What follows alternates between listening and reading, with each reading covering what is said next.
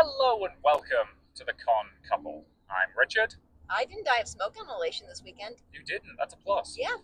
And we go to a frankly terrifying number of cons every year. Yes. And this week, we're not the only con couple in this car. No, we're not driving the car either. Yeah, that's weird. This is still recorded in our car with hands-free lapel mics for those of you who are in keeping with the laws of Michigan, Indiana for 2 seconds, and Ohio. Yep. But we're not driving. Yep. We are passengers. This is also the first episode we've not recorded in our car. It's in a different car. I know. It's very weird. So, special guests, please introduce yourselves. Hey everybody, I'm Bridget. Hey, excuse me. Hey everyone, JP the Wetland Ninja here. Hey. So, for those of you who've listened to our podcast before, we've mentioned these two a fair amount. They've even been on the podcast a couple of times in one capacity or another. But for this particular con, we actually went to this con together. Yes. We planned this months ago. I think before we realized we were buying a house and how busy both of our Julys would be. Yep. And then we played what I refer to as relationship chicken, insofar as realistically at least one of us should have said this probably wasn't a good idea and we should back out of it, but none of us was willing to do that, Yep. so we did it anyway. Which I think was a good decision. I think so. Also, there was, if you're not familiar, a lot of smoke this weekend due to wildfires from Canada, which is not anyone's fault, but did make for an interesting driving experience. Yeah, it got kind of spooksy on the way up. I'm just glad I get to be a recurring character on this podcast. Yeah, exactly. And same here, I'll be mentioning as much as I can, but JP is the one behind the wheel, at least for the first segment of this drive. Yep. We might be trading off drivers between the people who are seated at the front. Possiblemente. And we will be posting their socials also. So if you want to follow them, or if you follow them already, that's absolutely great. And remember, if you're a long-time listener, Bridget does a lot of masquerade type stuff, so she'll be talking about that. Yep. And Junpei does American Ninja Warrior, which really isn't relevant, but It's Well, cool. Well, not too much, and I can mention this later, but I am starting to dip my toe into craftsmanship. I'll explain Nice. a little bit more about that later. cool. So, where were we this week, folks? You forgot the name of this con 4 times. I didn't forget it 4 times, but when I was prepping the episode and typing in the episode title for the audio file, I did forget what the con was called. This is called DokiDoCon, which Dokido is the name of a lot of things in anime, so finding the con on Google is actually kind of hard. Yep. But it's in Kalamazoo, Michigan, which is... We've been to... So, I don't think any of us have done DokiDo before. However... Nope. Yeah. But a couple of years ago, you and I did Doki Winterfest, which they did over the New Year's break 2 years ago? Yes, 3 years this ago? was definitely pre-podcast. It was I don't even pre-podcast. remember what New Year we were celebrating. No. And that was a smaller event than this. This was about the size that I would expect it to be, which is around 2,000-ish people. A little over 2,000, I think, is what they have been claiming, which felt about right. Yeah. And yeah, I think Bridget and James have also done, you haven't done this con before, but you've done other Michigan cons that we haven't done yet. Yes, we have. And we usually hit up the larger ones, usually in the Detroit area, so this one was a new one for us because we haven't been this far west for a con. Yeah, I think part of the reason that we ended up doing this one is you got into their masquerade. Yep. And you contacted us and were like, hey, were you guys planning to attend this one? And we ended up deciding that, if we got an Airbnb together, drove out together, it would kind of work out a bit cheaper overall for us. It's like anime Zap all over again. Yep. Yeah, remember that one, folks. Yep. So This it's, is so it's my fault. This is technically a shorter drive, so that's nice. Yeah, it is a shorter drive than Chicago. I will admit that when I first did Dokido Winterfest a few years ago, I thought it was like in the Detroit side of Michigan, where it was like a 3-hour drive as opposed to like a 5-hour drive for us. Yep. So yeah, that's it. It's an interesting con. It is. It feels like one of those slightly smaller, slightly old school anime cons with all the pros and cons that come with that. So should we talk about the venue a little bit? So it's held at the Radisson in Kalamazoo, which is a decent-sized hotel. And specifically, they book out the... I don't really necessarily want... Okay, it's a basement. Yeah. Which has a main event space, about 3 panel rooms, an activity room, video game room, board game room, like pretty much the standard stuff. And then they also use a little bit of space on the main floor and the first floor. But the first floor is basically just they have registration and con ops up there. My main issue with it is that there's not a way down to the basement level except by either elevator or escalators that are very small. Yes, the escalators are very narrow. It says so that they have a bunch of signs up warning you not to feed elevator coon. And Escalator coon? Escalator coon. I've been doing that all weekend. And just make sure your cosplay does not get like snagged and damaged. And I survived Escalator Coon 2026. You did. Says something given that I was in ball gowns. All weekend, as always. But yeah, so again, it's a perfectly nice venue. So I have noticed there is more space available for them if they grow large enough to need it. Like there is at least a couple of ballrooms on that main level that they could potentially use in the future if they wanted to. So, but I think they've decided at the moment, because this is the same amount of space they had booked out for Winterfest. So I suspect this is just their standard arrangement, and they may have decided that they haven't grown enough to justify, I'm assuming, spending the extra money to also get the ballrooms. I do feel like I felt pretty comfortable with the amount of people in the space this weekend. Mostly. What do you guys think? It never felt crowded to me, really, except for maybe the cosplay contest. Yeah, not too crowded. And I do want to point out too that I think it was on the middle floor. They did have a section back by the restaurants that looks like it was reserved for photo shoot areas as well too. So I don't think any of us made use of it, but it was nice that they included that separate space as well too. It was kind of tucked away though. It was. I didn't even see it until we were like literally right next to it. Yeah. But yeah, I never felt like it was overcrowded really. Except like I said, the cosplay contest got a little busy, but it was never insane. Yeah. The main event is a little bit small, I think, for the size of the con. That's, I think, the main criticism, because it was full for the cosplay contest, and I think we have any other popular events. We'll talk more about it when we talk about the stuff we didn't do, but this con had the Harp Twins, who are apparently very, very popular. People were lining up for their events like hours before to get in. Yep. Which I think is in part just because main events was a little bit too small for what it needed to be. Yeah. Yeah, because I do find it interesting that when you and I were at Winterfest a couple of years ago, the stage had one of those extrudy things that I forget they're called. Catwalk? Catwalk. Yeah, they had a catwalk on the stage a couple of years ago, and they don't now. And I'm wondering if that's at least in part because they realized they needed more chairs in main events. Do you guys know if they allowed standing room in the main event space, or did they cut people off? I don't know. I didn't see anyone, and I do think they probably do have to honor fire code, at least a little bit. Yep. But again, it's, for the most part, I think it was about the right amount of space. I think it's just a couple of very specific popular events were pushing up against the limits of that one main events room. And I do know that ordinarily they did have also an outdoor space for some outdoor events that got moved indoors due to the smoke warnings. Yes. So we can't really say much about what their outdoor space looked like. Yeah. But as somebody who has cosplays that drag on the ground, I actually appreciate when those events are indoors. Yep. Yeah, to let you participate. In addition to this, I do think they have some parking garages that are connected to the venue that you can get by Skybridge. I love Skybridges as an option. Although I will say, like, for parking there, we knew this from DokiDo Winterfest. It is parking that is, you have to validate. Yeah. I don't know if that was, like, very clearly communicated. We just happened to knew it ahead of time. Yes, did anybody see any signage telling you could validate parking with the con? No. Negative. No. We just knew that from Winterfest, which basically meant the parking. So if we'd not validated the parking, I think it would have been $30 a day. With the parking validation, which you just got by going to con ops, it went down to 11, which is that's a pretty significant reduction in price, and that's definitely worth it. That made it worth it, I think. Yeah. Like $11 a day is fine. $30 a day is kind of expensive. Highway robbery. But it wasn't really communicated at a lot of places that that's what you're supposed to do. It might have been in their Discord servers, but you've heard me rant before about how I don't want to join 20 different cons Discord servers. Can we go through one episode of this where you don't yawn constantly? It's 2 o'clock in the afternoon. This is when I get sleepsy.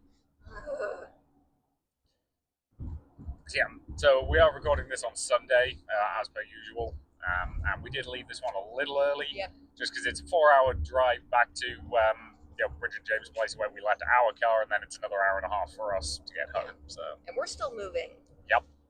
we are mostly moved. Most of the stuff is done. But yeah. Our dog was also sick this last week, so we've been trying to. Yeah, she was sick last weekend. She's Yeah. been okay since, but So we're trying to maintain the stress. So for a while we debated, because when we went to Anime Zap, because James had a ninja competition, he didn't go on that one, which is absolutely valid. Yep. We debated if I was just going to go on this one and you were going to stay home and finish up with the taking care of the pets, taking care of the move. We got everything done by just kind of hauling ass. So. Yeah. Bit of the old elbow grease, Yeah. but got us there in the end. Yeah. Glad you could join us.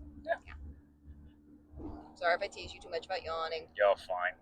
But again, plus the Airbnb was already paid for, Yeah. so We'll talk more about the haunted Airbnb. Forgot about that one. Yep. How did you forget?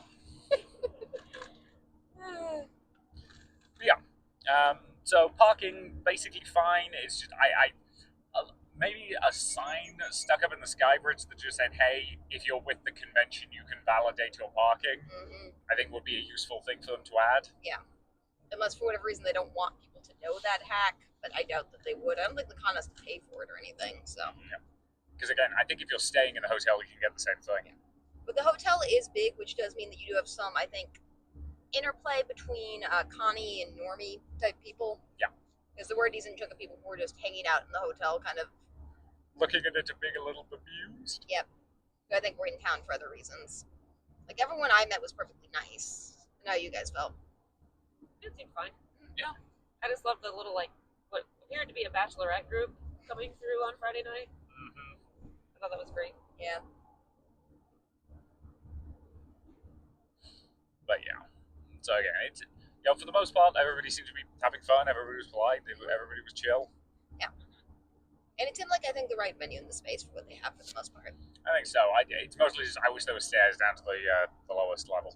This is also not really a con you can ghost very easily because they do just have checkpoints at the bottom of the escalators on both sides to make sure that you have a badge to get into those spaces. Yes. And as we mentioned, because registration of con ops are on the second floor, it's you don't have to go through that in order to get your badge. It is at least logically laid out. Like we've definitely been to cons before where it's like they have badge checks, but you have to go past the badge check to get your badge, and it makes no sense. So. Yeah, we've seen that a few times. Looking at you, Thursday Night Colossal. But for the most part, this is actually like fairly logically laid out.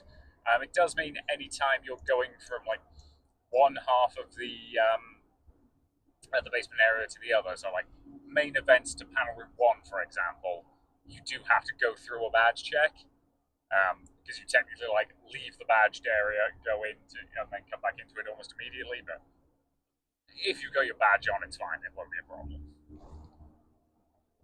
So this was one where you were wearing your own badge all weekend. I was gonna say they didn't even do bag checks for any of the rooms. Nothing like that, no. Which I appreciate. Yeah. Anytime we get that security theater nonsense, it always bugs me. Yeah. So I did like that too. So yeah, we got too much more to say about the venue. Is there anything you want to add about the venue? I would only mention at certain points, one trouble thing is most of the events are contained to the basement, and if you are someone like us, a cell phone user, it was kind of shoddy and getting bad service down there. Yeah. That's maybe the one other thing I would recognize, but in terms of like general layout, I thought it was pretty good. Yeah, I don't disagree with you because I did attempt to connect to the Radisson's Wi-Fi, but it just I just got a spinny wheel for ages, and I was like, well, this isn't working, and I stopped trying. I thought it was interesting during Jackbox they had a special Wi-Fi you could join just to play Jackbox. I noticed that too. Yeah. Which probably means somebody realized how janky the signal was and improved something together. Which, again, good on the AV team, but maybe that's something they should be looking into doing just generally. But because I did overhear a comment at one point that was, if you're paneling at DokiDo, do not rely on having internet to make your panel work. Yikes. Just make sure anything you do is on a laptop. It's just education stuff generally. Always make sure you have a backup plan because technology will be its own beast. I was gonna say about the venue, I did appreciate that there were multiple food options. I know we'll talk about food later, but like they actually had a couple options instead of just like one food truck. No, that was definitely good. You know, they had they had the lobby bar, which I don't know if that's served food or if that was just beverages. They had two different restaurants, one of which we did a quick Google check on, and it was like, estimate $50 to $100 a plate. We're like, we're not going to try that. Or the other one, which was like estimate between like what 20 and 30. I was like, okay, that's a bit more reasonable. And then I know they also had their breakfast restaurant, which was up on the second floor. There was a Starbucks too. There was also a Starbucks. And there was also a small convenience store that was probably overpriced, but if you did have an emergency and needed something, it was probably there. Yeah, if you just needed like a bottle of Coke or something, you'd probably be fine there. So yeah, you're definitely right. It definitely had a decent number of options. And like the hotel also felt very nice, like ritzy without Yeah. being too ritzy. Yeah. If you ever do want to get cosplay photos, like if you have a photo shoot or anything, not a bad place to be. There's some like fun little backdrops and things. Yeah, very pretty, but fairly functional, I felt. So yeah. So, much else to talk about, or are we going chronological at this point? I think we can go chronological. Okay, so We'll have to back up a bit further, but you know. yeah, Right. so the thing that we've started doing now, for anybody who cares, we have con ribbons. Yep. I forgot to bring them this week because they're currently, again, we're still moving. It's fine. But if you want one of the regular con ribbons, just ask. We'll give you one of them. They're at least in part marketing. But we also do have the super special secret con ribbons. And if you want one of those, you have to give us the super secret special passphrase, which you get from the previous episode. I think this week it should be either pop culture choreography or Wetlands Ninja. Yep. Or both. Either or both of those things, say that to us, and we will happily give you the super special secret con ribbon. And this is if you're attending Techo next week. Which we will also be at. Yes, Yes. you guys will also be at Techo. Yep. We are driving separately for that one. We'll probably spend less time with each other just due to the nature of what we're doing. Yep. But I'm hoping we can hang out at least a little bit. So. So, Also, shout out to anyone who's listening to this who is somehow also doing DokiDo and Techo back to back, because I know a couple people are. yep. Yes. You're crazy like we are. Yeah, it's one of fun. us. So we started on Friday. We loaded up our car, got in our car, drove up to your guys' place. We didn't know for sure if you were at least going on this till basically the day before, Yeah. when we realized we were done packing. Yeah, and we're like, okay, let's do this, and that our dog was going to be healthy enough. So Yeah, that was when we actually bought tickets. Yeah. This isn't a con that I don't think this con's at risk of selling out. Like I don't know if they even capped tickets. I'd be very surprised.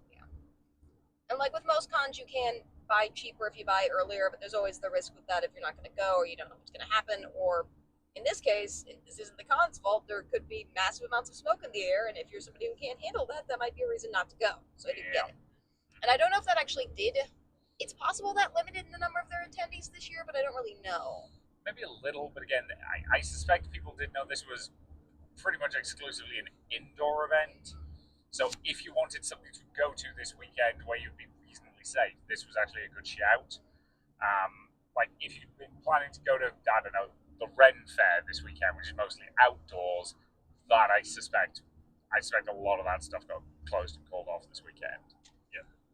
Just out of an abundance of like safety and caution, because sometimes it's just best policy to be careful.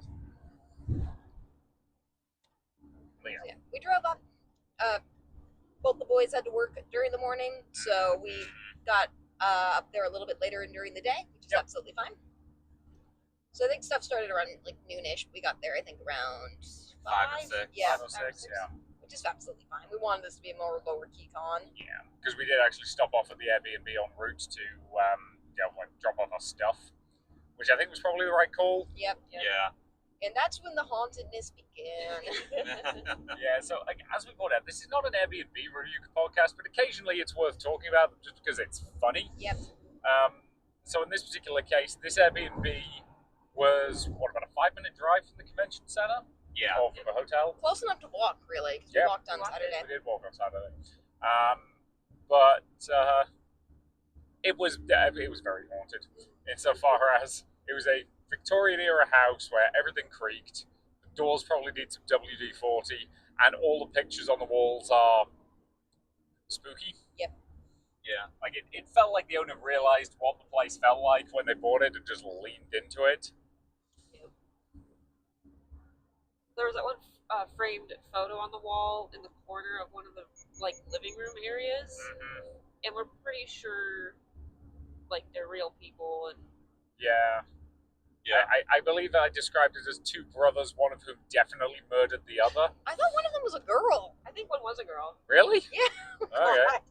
This says something about how haunted it is. I mean, she was dressed like she was maybe like the maid of the house or something. Yeah. Like I thought they were a married couple. Or that. I think it was a married couple, and we had a couple of like things on our nightstand that had like lines of literature or poetry, something like "I will never forget the love we had, like the love we lost." Yeah. Yeah. Yeah. Real settling. And the entire house was painted black, like just all of it. Yep. I was gonna say when we arrived, I remember I was checking the bathroom that was gonna be for us, and I turned the light on, and the fan turned on, and it sounded like someone was like dying in there. The fan sounded like a banshee scream. Is the best way I can describe it.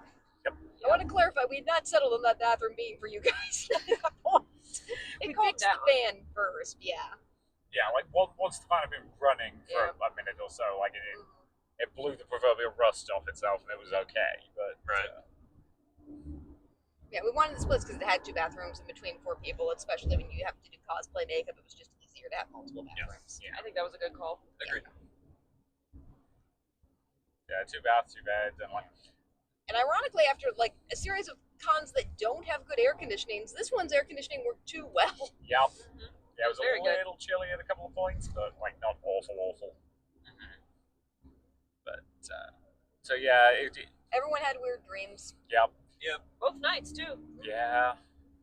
And the other thing about this Airbnb was just it was a single house that had been split into two apartments. So we had the one on the ground floor, and there was also an apartment above us. And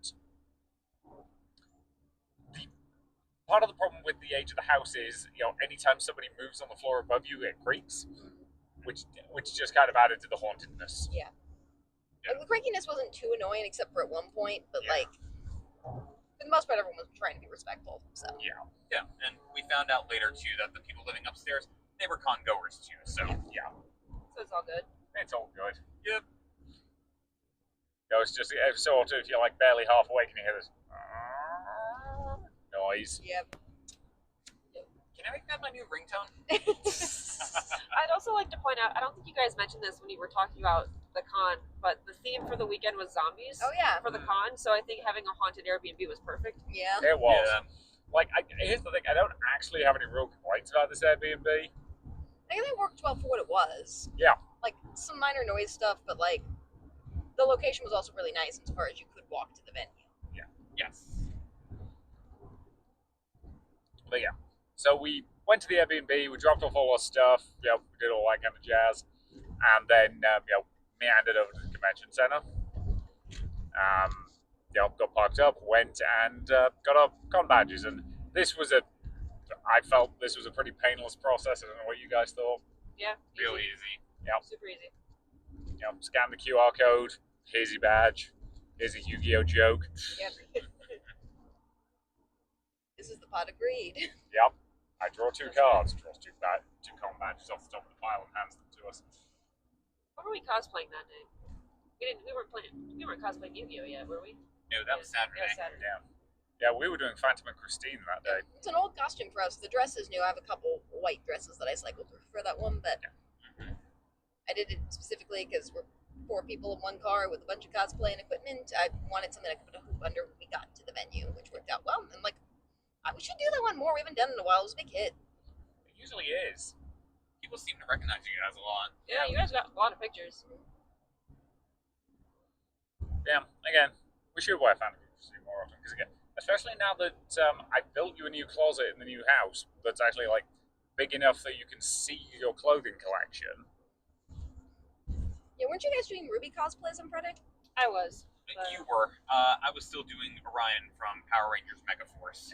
And I was Yang Xiaolong from Ruby, the Volume 1 version. Which I found funny because I know some of this was probably in the Discord server, but I found out there was like a weird team game going on all weekend, which the teams were Sapphire, Emerald, and Ruby, or Red, Green, and Blue.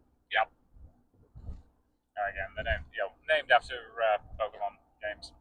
So this is, I think, similar to the stuff that because they had information about it at the desk as we were checking in. Yeah.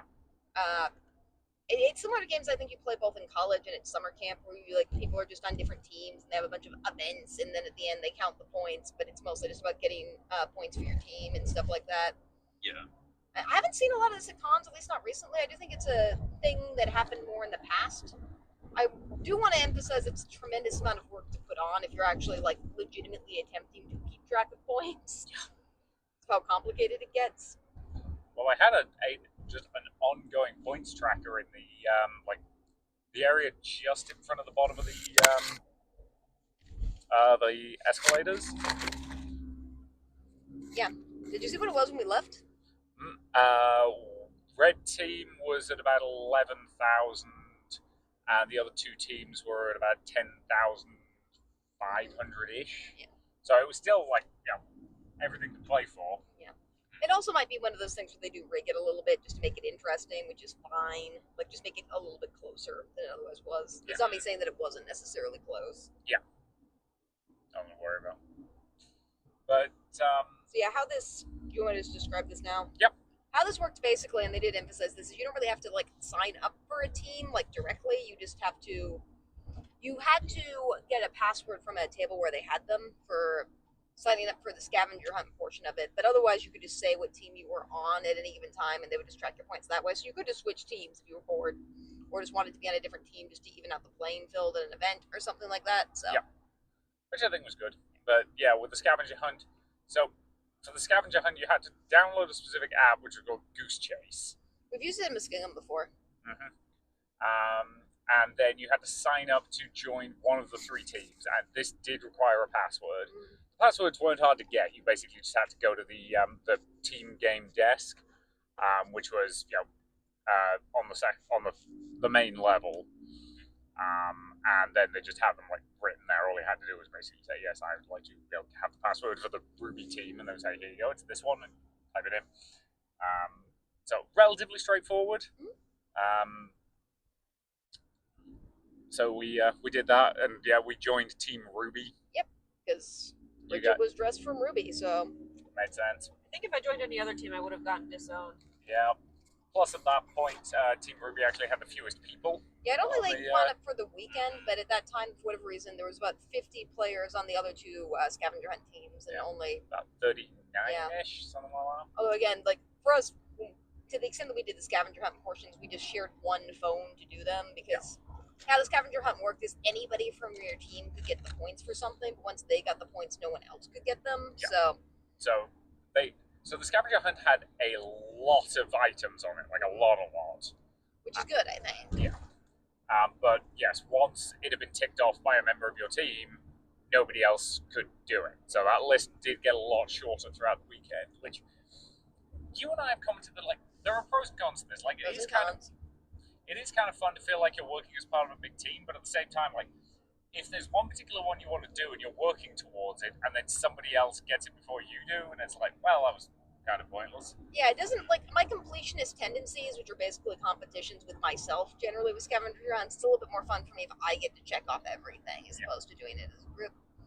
Plus, I will admit, because we were with friends this weekend and hanging out a lot, I didn't really try as hard as I would be if it was just the two of us. Because anytime we had a down moment, it was just the two of us. I would have just, we need to do more. Yep. Don't feel like you have to hold back with us. I mean, we got you to do, some handstand push-ups for one of them. So also, the commercial you two guys created together was great. Yeah. Oh yeah. You guys have video of that? I want to. Oh yeah, I've got the video. Yeah. Because one of them was create a 90s commercial. So since on that particular morning, it was while we were waiting for you two to kind of finish getting ready. Yep. We recorded a 90s commercial for pay by or order by phone delivery Yu-Gi-Oh cards because I was dressed as Maximilian Pegasus from Yu-Gi-Oh that day. Yeah, Joey popped around for the ad read at the end. Yeah. Which was very fun. I got mine in 5 weeks. Thanks, Mr. P.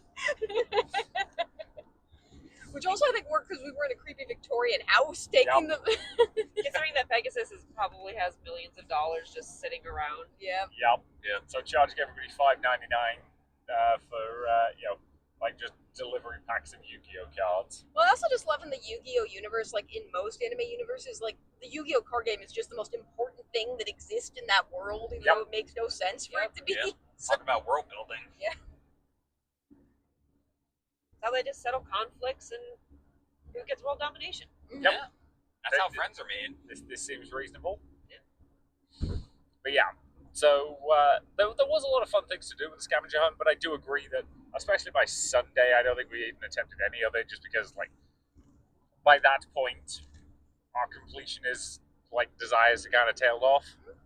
But I do like that there was a lot of stuff though, and I do Yeah. think like honestly, I do think Goose Chase is a good app for it generally. Although it did have a little bit of problems with searching. If you had a few less items, I think it would work well. Yeah, because I realized eventually that the search function only searched the titles, not the descriptions, and most of them had funny titles. And don't get me wrong, like, whoever designed this put a lot of work into coming up with, like, fun concepts and then giving them each of them a fun title, and, like, there was a lot of weird and interesting stuff, but it meant if you, like, spotted one, then lost it, and then wanted to go back to it, you had to try and remember what its jokey title was, which was sometimes hard to find. Like this is something I would definitely like if cons would ever let me. I would just run a scavenger hunt using this app because I do think it would work well for that. And then just I would just find the person who won at the end and give them a prize or something. So it would be fun for me to do. Yep. I really just love con scavenger hunts. Yeah. But again, there was a lot of various sort of options and things you could do. Some of which required wrangling of a whole bunch of people. Thriller. Yeah. Yeah. I will admit they also just disappeared from the app, so I do think in theory you could have just submitted a photo of a random thing to get points from it. It's pretty honor system based, but like So I don't know if anyone's actually reviewing it or not. So I did notice that one thing that our team put in was rejected because they couldn't open the file. So I think they were actually checking. Okay. But it seemed like based on the stuff that they were pretty lenient with the rules, which is how I like scavenger hunts to be, Yeah. as opposed to stringent with them. Yep. Which again we've seen before. Like one of the things we did at a previous con scavenger hunt was a character with explosive powers, and I ended up putting in a picture of a Trevor Belmont and Cypher Belnardis cosplayer or cosplayers for that one, and they accepted it. And I'm like, is Cypher's power technically explosive? I mean, she's more pyrokinetic. I was like, if you were being technical and a bit of a dick about it, you could technically have turned that one down, but...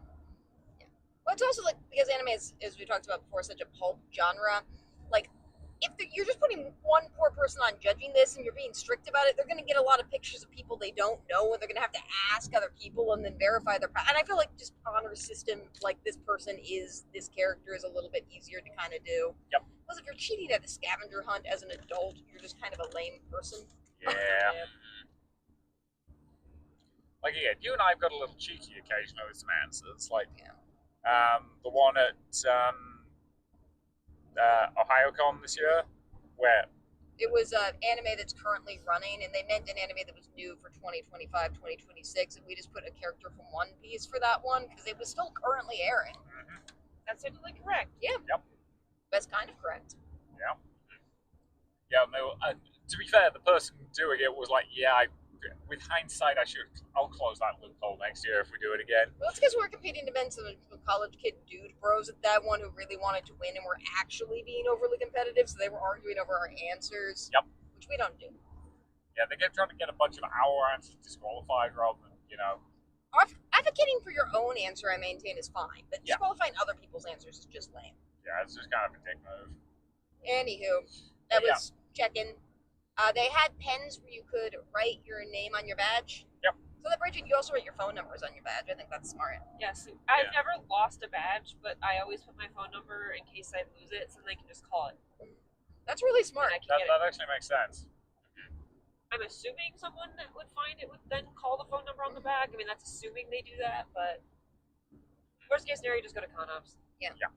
If someone turned it in, Yeah, that's a good con advice just in general. Yeah, I hadn't thought of that before. It's really useful. Anything you guys want to say about registration? I don't know if you guys talked about prices, but we bought weekend badges. I think the same day you guys did a couple days before, and they were basically $75 for the weekend, including tax and fees. Yeah, I think it was $70 total for the badge, and then taxes and fees pipped it closer to, or $70 for the badge, and then $5 extra in increased taxes and fees were about where we were at. Yeah, I think we spent like 73 something or other. Yeah. Effectively per badge. To me, that is about average right now. For a smaller con, that does seem a little high to me, because I believe Techo's is about the same price for the weekend, and Techo's a bigger con. Yeah.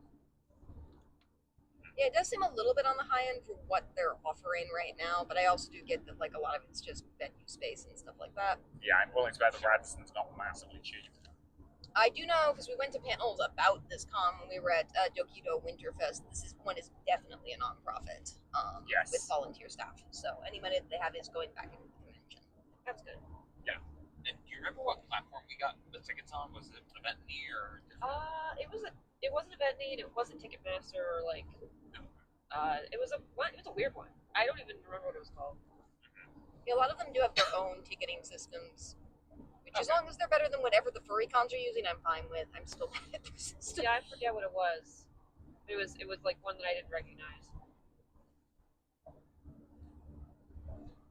Either way, no real issues about registration and the process, other than maybe the price.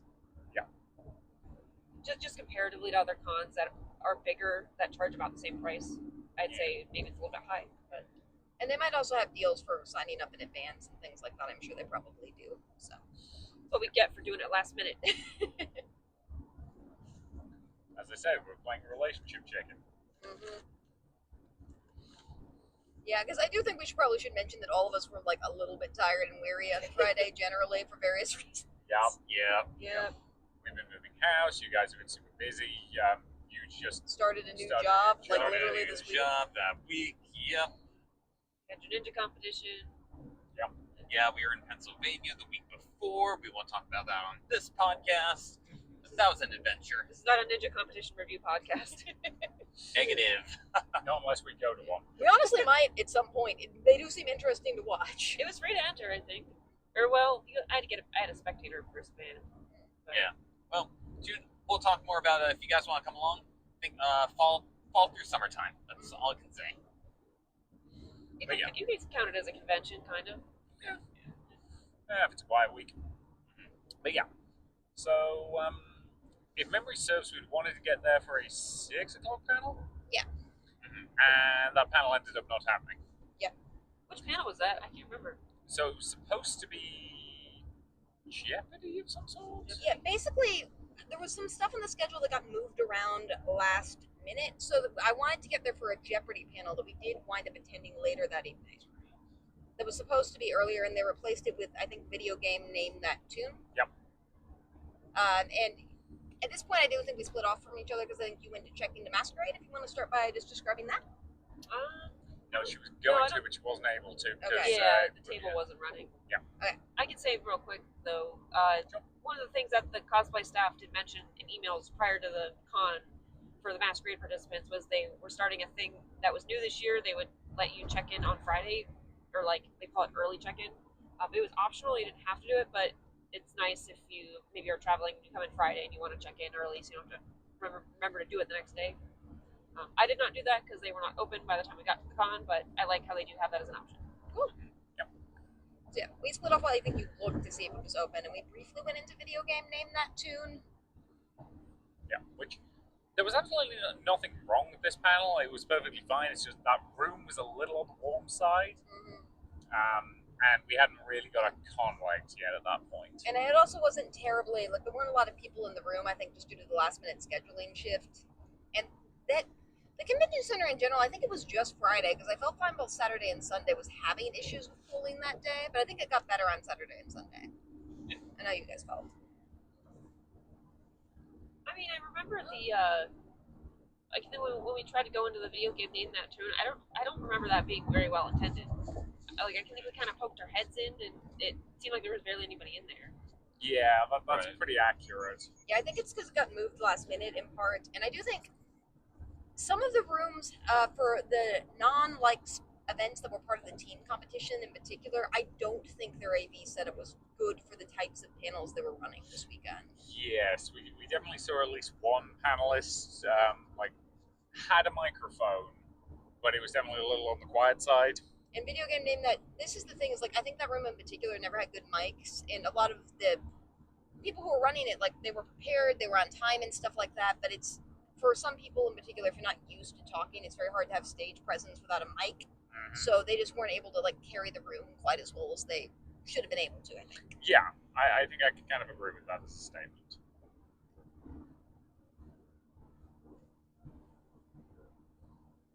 So yeah, I think we went in that room and then we kind of got out of the room before you came.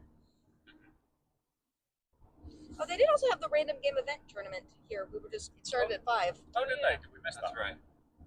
Okay.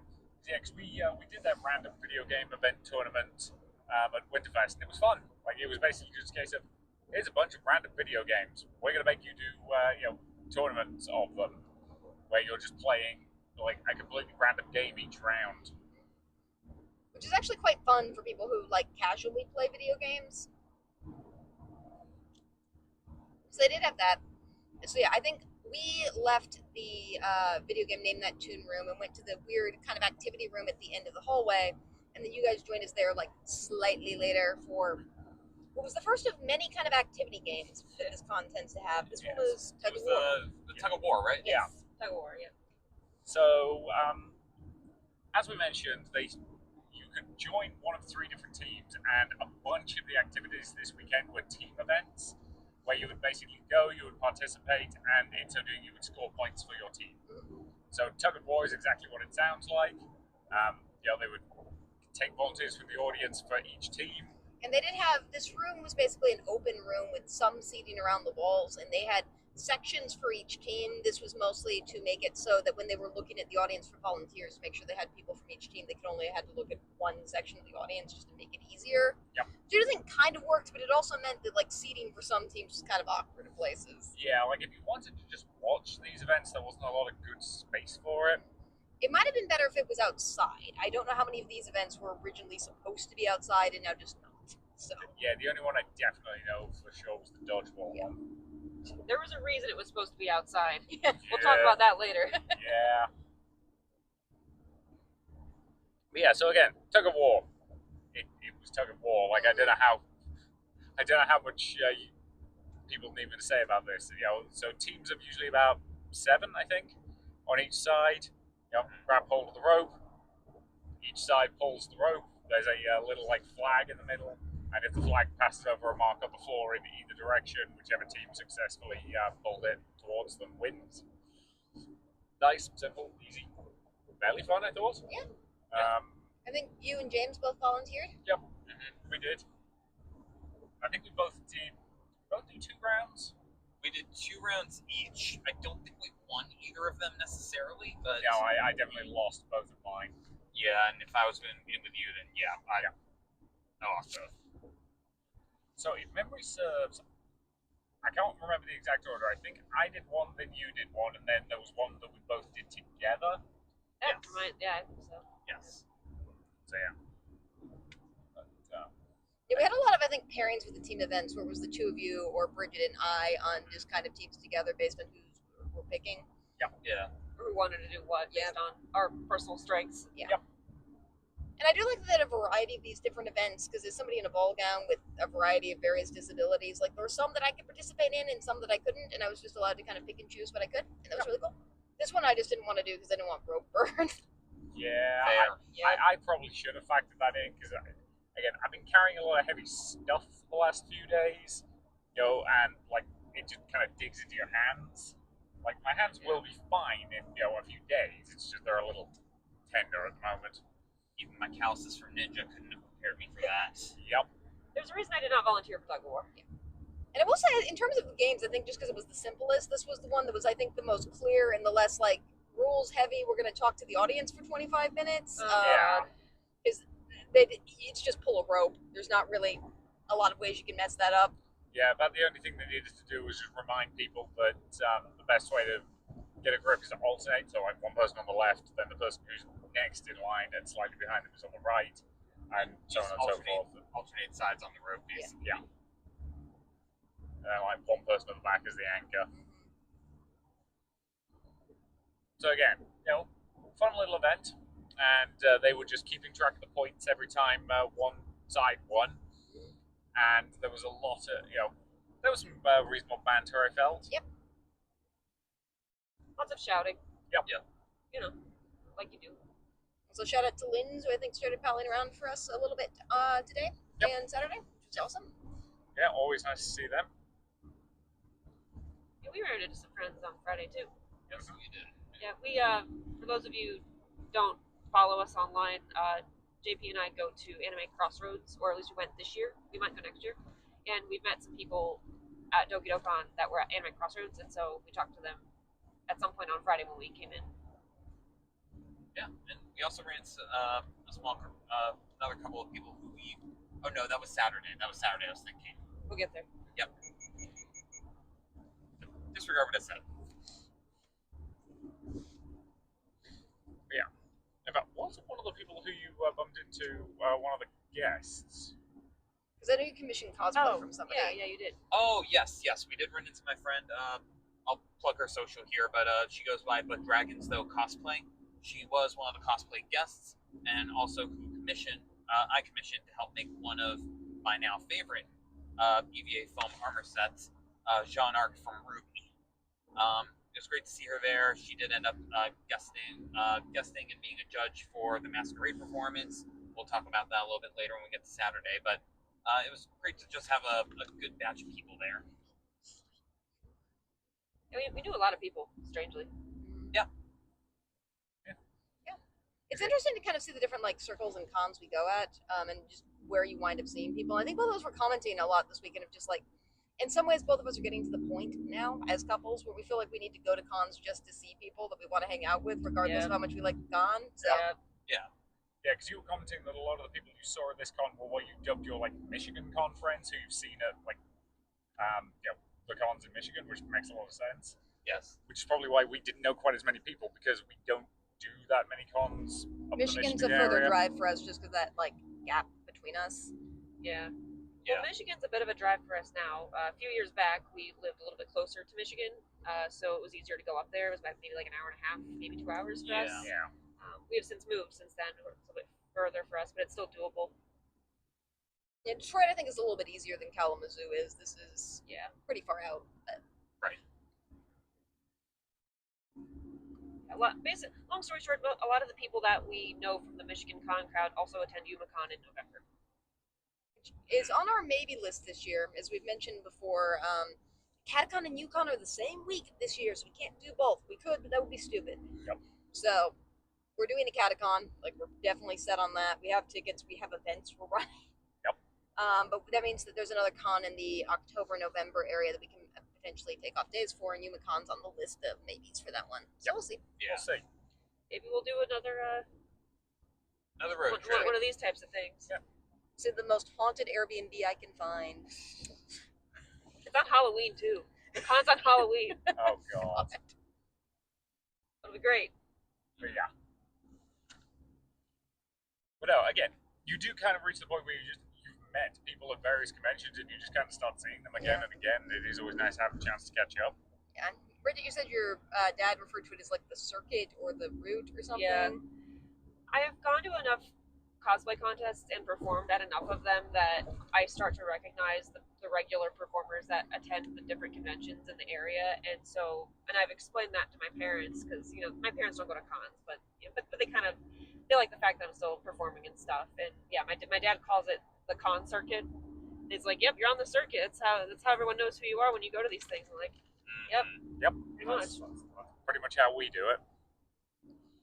Yeah, I think that's just a natural result of going to as many conventions as we do.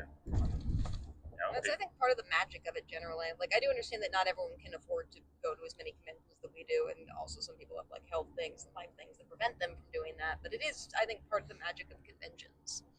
when we budgeted for the new house, one of the things that we did was make sure that we still had like conventions in our budget generally. Also, we definitely need to record this when you're driving because you are falling asleep. No, I'm not. I'm a little sleepy. I'm fine. I admit, I think the food also helped put me to sleep slightly. Yeah. Look, if it gets bad, I'll just steal one of your Sunkist and use that as a caffeine hit. Fine. There. But For those who are not familiar, part of the podcast is me giving him shit. So yeah, that's again. We're married. You're supposed to do that. It's in the contract. Yep. yeah, in case you can't tell, part of the reason we're friends is we have very similar relationship dynamics. Yep. Yep. Well, I'm pretty sure one of the things that James and I bonded over initially, like 2 years ago, was while we were just standing in the Columbus Convention Center waiting for food. I just realizing that we both married like brilliant but slightly crazy women. Yeah, sounds about right. Yeah. I'm not going to deny that. I'm not either. And it's like, yeah, it's nice. It's kind of exhausting, but it's nice. And that was back before Bridge and I were planning on doing, what is it now this year? 24 conventions this year, honey. Heck yeah. Lightweights. And I probably performed at half of them. Yeah, that's true. You do a lot of masquerade Yeah. performance and that kind of stuff. I got a backlog. I have to get through them. Well, again, so it's interesting. You're sort of like me as far as you will quite often come up with a dance and then figure out like what character it's going to be and what masquerade it's going to go to.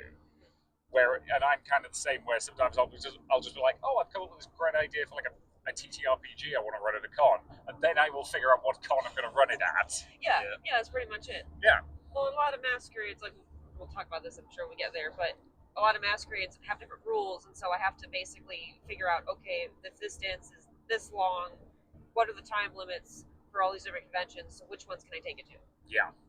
Like, among other things. Which again makes a lot of sense. So. We should circle back to being on schedule. Yes. So after Tug of War, I think we at least briefly, you guys were saying hi to some people.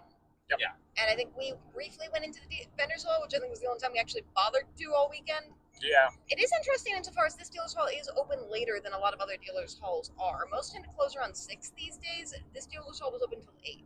Yeah. I like that. I That's like that a lot nice. too. Yeah. It's definitely useful, especially to get to the con a little later. Which also did mean it opened a little later. I know on Saturday it was 11 until 8, whereas generally speaking, 9 until 6 is a bit more common. But I do think it makes a little bit more sense because those are more peak con hours if you go a little bit later. Because anime fans very famously don't like to get up in the morning. Yeah, they're all teenagers. I'm exaggerating a little bit, but like as we pointed out, like demographically speaking, anime cons do skew a little younger than a lot of other cons. Yeah. This one, I will say, did have a pretty broad variety of mixed ages. I noticed a lot of families with kids here. Mm-hmm. So did I. And- Yeah, great. Yeah. No complaints, no criticism. It's just, it is what it is. And yeah, the runners of this con were giving me the vibes of people who started this con in college and are now our age and are still running it. Don't disagree with that as an assessment of them. And again, not a bad thing, just a fact. And they've definitely brought in more people over time and stuff like that. But They brought us. We're 4 hours away. yep. But again, it is definitely you can tell how much those people love each other to a certain degree. Yeah. This is the reason why I like Doki Winterfest so much, is it felt like we were kind of part of their family. I do think this one was a little bit bigger, so it was a little bit harder for us to kind of integrate. Yeah, I do sort of know what you mean. And we're also here with friends, so we're hanging out more with them and experience with them as opposed to meeting new people, which we sometimes tend to do with cons, which is fine. It's just a different experience. It's still very fun one though. Yep. So what was the dealer's hall like? The dealer's hall was a dealer's hall. Yeah. It felt pretty competently laid out. It was definitely smaller. Yes. Even for a con that's only 2,000 people, I thought it was a little bit on the small side. Maybe a little, not awful or anything, and it still had a decent selection of stuff. But it did have what I would call the standard selection of stuff for the most part. It had the things I would expect to see in the vendors hall of a smaller anime con. Does that make sense? Yeah, it does. And coming from us, because we also ducked into the vendors hall for a little bit that night, it was was nice seeing the artist alley as soon as you walk in, but we also did see some repeat vendors that we've seen at other conventions in Indiana and Ohio as well. So it's nice variety that they have there. Yeah, because there are definitely people who just make their living going to a lot of different conventions as vendors and just selling a lot of stuff. Yeah. Which again, valid. No criticism, no complaint on that one. Yeah. We didn't buy anything. Park is moving. Maybe realize we have too much stuff. That, like it does. Again, we're gonna donate some stuff. We're gonna throw some stuff out. Like we've already thrown a decent amount of stuff out because you know what it's like when you go through all of your old stuff and you're like, do we need to keep this? Probably not. Do we need to keep this? Man, we'll stick it in a box for now and it'll go in the basement, and then in like 5 years' time we'll finally realize we can throw it out. But So yeah, after that we went to this con, like a lot of cons we go to as a prom on Saturday or Friday night. Yes. So what it gets called at various cons varies. Some call it like a formal ball or like. Well, I find that there tend to be proms and raves. Proms are more generic and tend to be a little bit. Some of them do have an official dress code. This one didn't, which I actually appreciated. Yeah. Whereas raves tend to be a bit more like relaxed and a little bit louder music. So. Yeah, like this one has the EDM dance party on Saturday, which is their rave. Yeah. Because I know anime cons in particular don't like calling it a rave because I think there were some negative connotations where a rave at one con got out of hand, and like if you call it a rave, I think general, your insurance if you're goes going up. back to like the 80s and 90s, say no to drugs thing, people think rave and they think drugs, even though it really hasn't been associated with that for a very long time. Yeah.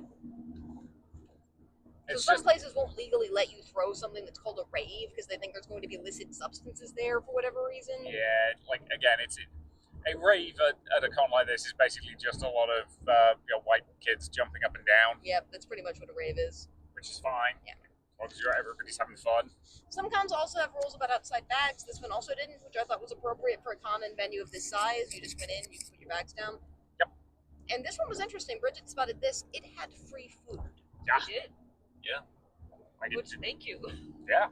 Like it just had a little buffet. Like it wasn't anything super fancy. Because I'm trying to think, there was meatballs, there was chicken dumplings, there was a couple of like sauce options. They had made some bread, I think. Some bread. Types of bread. They had cookies and brownies for desserts. Yep. Like it wasn't anything ridiculously stellar, but it was very nice and it was free. Yeah. Like I'm not complaining about that. See, you can tell these were college students that started this con because they know if they want people to come to an event, have free food. Yes. Yeah. Absolutely. So that was very nice. The food was pretty good. Yeah. The music wasn't. I don't know what to expect with balls. Like some balls will let you, in particular, like request songs. Some tend to be a bit more like actual classical music, so you can do more classical styles of dance. This one was pretty much just songs from the year 2010 to 2015. This reminded me. So here's the thing. This reminded me a lot of my clubbing days. And again, my clubbing days are. Or 2 weeks. Yeah. In 2012. Again, over the course of a 3-year degree, I think I went out clubbing maybe half a dozen times. And that was usually because one of my housemates bullied me into it. So, like, I basically recognized all the music from back then, and half the music that they played back then was also like 10 to 15 years old. Yep. We all danced once. Yep. Yeah. Yep. Specifically to The Cupid Shuffle. The Cupid Shuffle. Yep. There's instructions. Yep. As I always point out, if you want to get white people to dance, play them a song with instructions. So, Time Warp, Cupid Shuffle, and Cha-Cha Slide are the three that are basically guaranteed to get the dance floor full. Yep. There are also multiple attempts at conga lines, songs that should not have conga lines. Yep. But I do kind of just love the like freedom for which people dance at some of these events because it makes people comfortable. And I would rather have people dancing in a way that like no one's watching than have people like, Yeah. making people feel bad with how well they can dance. So. Yeah. Incidentally, welcome to Indiana. Enjoy the drop in road quality. But no, the other thing that I will mention is, because I don't think we talked about the costumes, you and I. Did we say we did Phantom and Yes, we Christine? did. Yeah, we did. Like this event in particular had quite a few people coming up to us and like complimenting us on like how much I love Phantom of the Opera. Some people got that I was Christine without you there, I know, which is amazing. Yeah, while I was up at the buffet getting food, a couple of people clocked that you were Christine. Mhm. Which, given that you were just in a admitted fabulous, like, sparkling white ball gown, like, it doesn't immediately scream Christine if you don't see you next to me. You know, when I've got my Phantom mask on, and again, like, my Phantom of the Opera costume is a regular tux with, plus, the Phantom mask, which we literally got off Amazon, and it fits my face weirdly well. But again, like, people really just like Phantom of the Opera. It's not my favorite musical, but it's hard to do a costume from Return to the Forbidden Planet. Well, like, honestly, one of the things that made me the happiest this weekend, I was talking to somebody about Phantom, and they got their partner to watch the Phantom of the Opera movie after seeing my costume that night, which is just like, if your cosplay can inspire somebody to watch an entire film, that's pretty awesome. Yeah, especially if it was the Gerard Butler version. Because let's be okay. With the best will in the world, Gerard Butler is not a classically trained singer, and he knows it. So he was a bit of a weird choice to play the Phantom, but Well, I'm glad they got your cosplays, because sometimes it depends on the convention what cosplay you wear is going to get recognized the most. Yeah. Because I have a couple, like, quote unquote signature cosplays I wear almost all the time, and not every convention it gets a lot of attention, which, like, is totally fine. But it's interesting that, like, for example, like, James, you and I do Ruby a lot, and, like, people went nuts with them at ColossalCon. Like, you got so many people that come up to you afterwards, right, being like, "Oh my gosh, I love your thing." And then we've done it at other cons, and, like, nobody says anything, which, again, totally fine. But it's just interesting. Yep. It depends on the audience. Or, for instance, you were dressing today and yesterday as my Valentine from Yu-Gi-Oh, and people seem to really get that and appreciate it. Not as much, I think, as than at other cons, but a couple people did say something. Yeah, it's the sparkly dual disc. Of course it is, but it's not the costume; it's the dual disc. Well, the thing is, the dual disc is a very, like, recognizable prop in that regard. Right. So when people see it, they're like, "Is that a dual disc?" Looks at the costume. Oh, they're dressed as my Valentine. Cool. Yeah. Whereas without the dual disc, it's not as obvious. Like, if you're a Yu-Gi-Oh fan, you can figure it out fairly quickly. But the dual disc gives you something to, like, point to as an obvious thing. Like, I will say, now doing Yu-Gi-Oh cosplay more and more with you guys, I am actually having a lot of fun, like, seeing people, like, how many people recognize it, how, like, ubiquitous, like, Yu-Gi-Oh is as a memory for so many people. Is actually a lot of fun with that cosplay when we're doing Pegasus and Cecilia. It is fun. That people really don't see as much. Like, yours is more obscure. Yeah. A little bit, yeah. Again, you go with a character who has literally one line. Well, like, I tend to do either OCs or really, really common characters like Phantom and Christine or Ariel and Eric and stuff like that. So I don't really have something that's like a niche anime cosplay. And doing it with you guys is like, it's really interesting and kind of just a fun experience that I haven't had before. So thanks for introducing me to that. Yeah, of course. Like I said, we're trying to get the whole. We're gonna try to get the whole, like, Yu-Gi-Oh Ohio group to do a walk on the runway, like, during a cosplay contest sometime. Yeah. Yeah, which would be really fun. Yeah. That'd be really fun. Yep. I keep trying to convince you to do a Rebecca cosplay, at least in part because of how much it would annoy our friend who does Merrick. Rebecca's like in 5 episodes. I know. This is about the number Cecilia is also in, but like, You're not helping your case. I'm really not. No. It would be funny though. Yeah. It would be. And she does get a dual disc eventually. Yeah. But yeah, so it's just, again, it's always nice to have those moments. So yeah. So again, everybody had fun at the prom? Yeah, it's pretty fun. Honestly, my only criticism is because the DJ was sufficiently far back. Like, there's a couple of songs I tend to request at dances like that. One of which is "Walk the Moon, Shut Up and Dance," which, that one got played at our wedding. It's a song that we like, that we like. I don't know, it just kind dance of became like, when you're a couple, you just need kind of a go-to song that'll get you on the dance floor, and that one's just ours for whatever reason. I don't know if you guys have one. Not really. I'm not sure if we do. Wait, hold on. I feel like, no, maybe not. Did you guys like have a first dance song or anything? We Kind did. of, I yeah. mean, it had a slower section of You and Me by Lifehouse. You and Me by Lifehouse, and then it changed into I did a record scratch and it transitioned right into "I'm a Believer" by Smash Mouth. That's awesome. Cool. Yeah. As far as go-to songs to get out, I'm not sure if we have one specifically.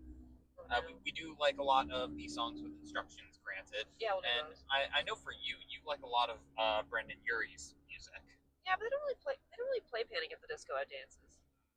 Well, there's people panicking at the dance. That's close enough. Whatever. Anyways. There's one or two that I wish were slightly better known by Americans. Like, in particular, I wish more Americans knew Murder on the Dance Floor by Sophie Ellis-Bextor. I know that. That's a good one. It's a great one. But it's not one that I ever hear played over here without specifically requesting it. Yeah, I was surprised there were more like Halloween or zombie themed songs. Like I expected them to do Thriller or something, just because Yeah. Chris didn't stay for the entire dance, so maybe there was that section. But And with Thriller being one of the things on the scavenger hunt list, that would get a big check off. Yep. Well, I think the thing is now at this point we are old enough that we are no longer the target audience for these types of things. We are old enough to be the chaperones of the children that are attending these things. that's true. But they also played like songs from when we would have been the age to dance for them, as opposed to like modern songs, which is also confusing. Well, I remember like what was it? Starships played, and we were all just like, "Oh no!" Yeah. Like maybe it just that circled around to being like ironically good again. I don't know. See, this is the thing. I maintain at an event like this, the person picking the music is usually the DJ. The DJ is usually about 10 years older than everybody else in the room, which means the music frequently ends up being about 10 years older than everybody else in the room. And I don't know if that's just, like, I don't know if that's me being slightly prejudiced in that regard. Because, like, when we did the Lions Ball, for example, a lot of the music, like, the guy who does the music for that is, 30 years older than we are. And as a result, a lot of his music choices are like 80s and 90s music. Like, that's not a criticism, that's just the music he happens to like. And if you request something specific, he'll quite happily play that for you. But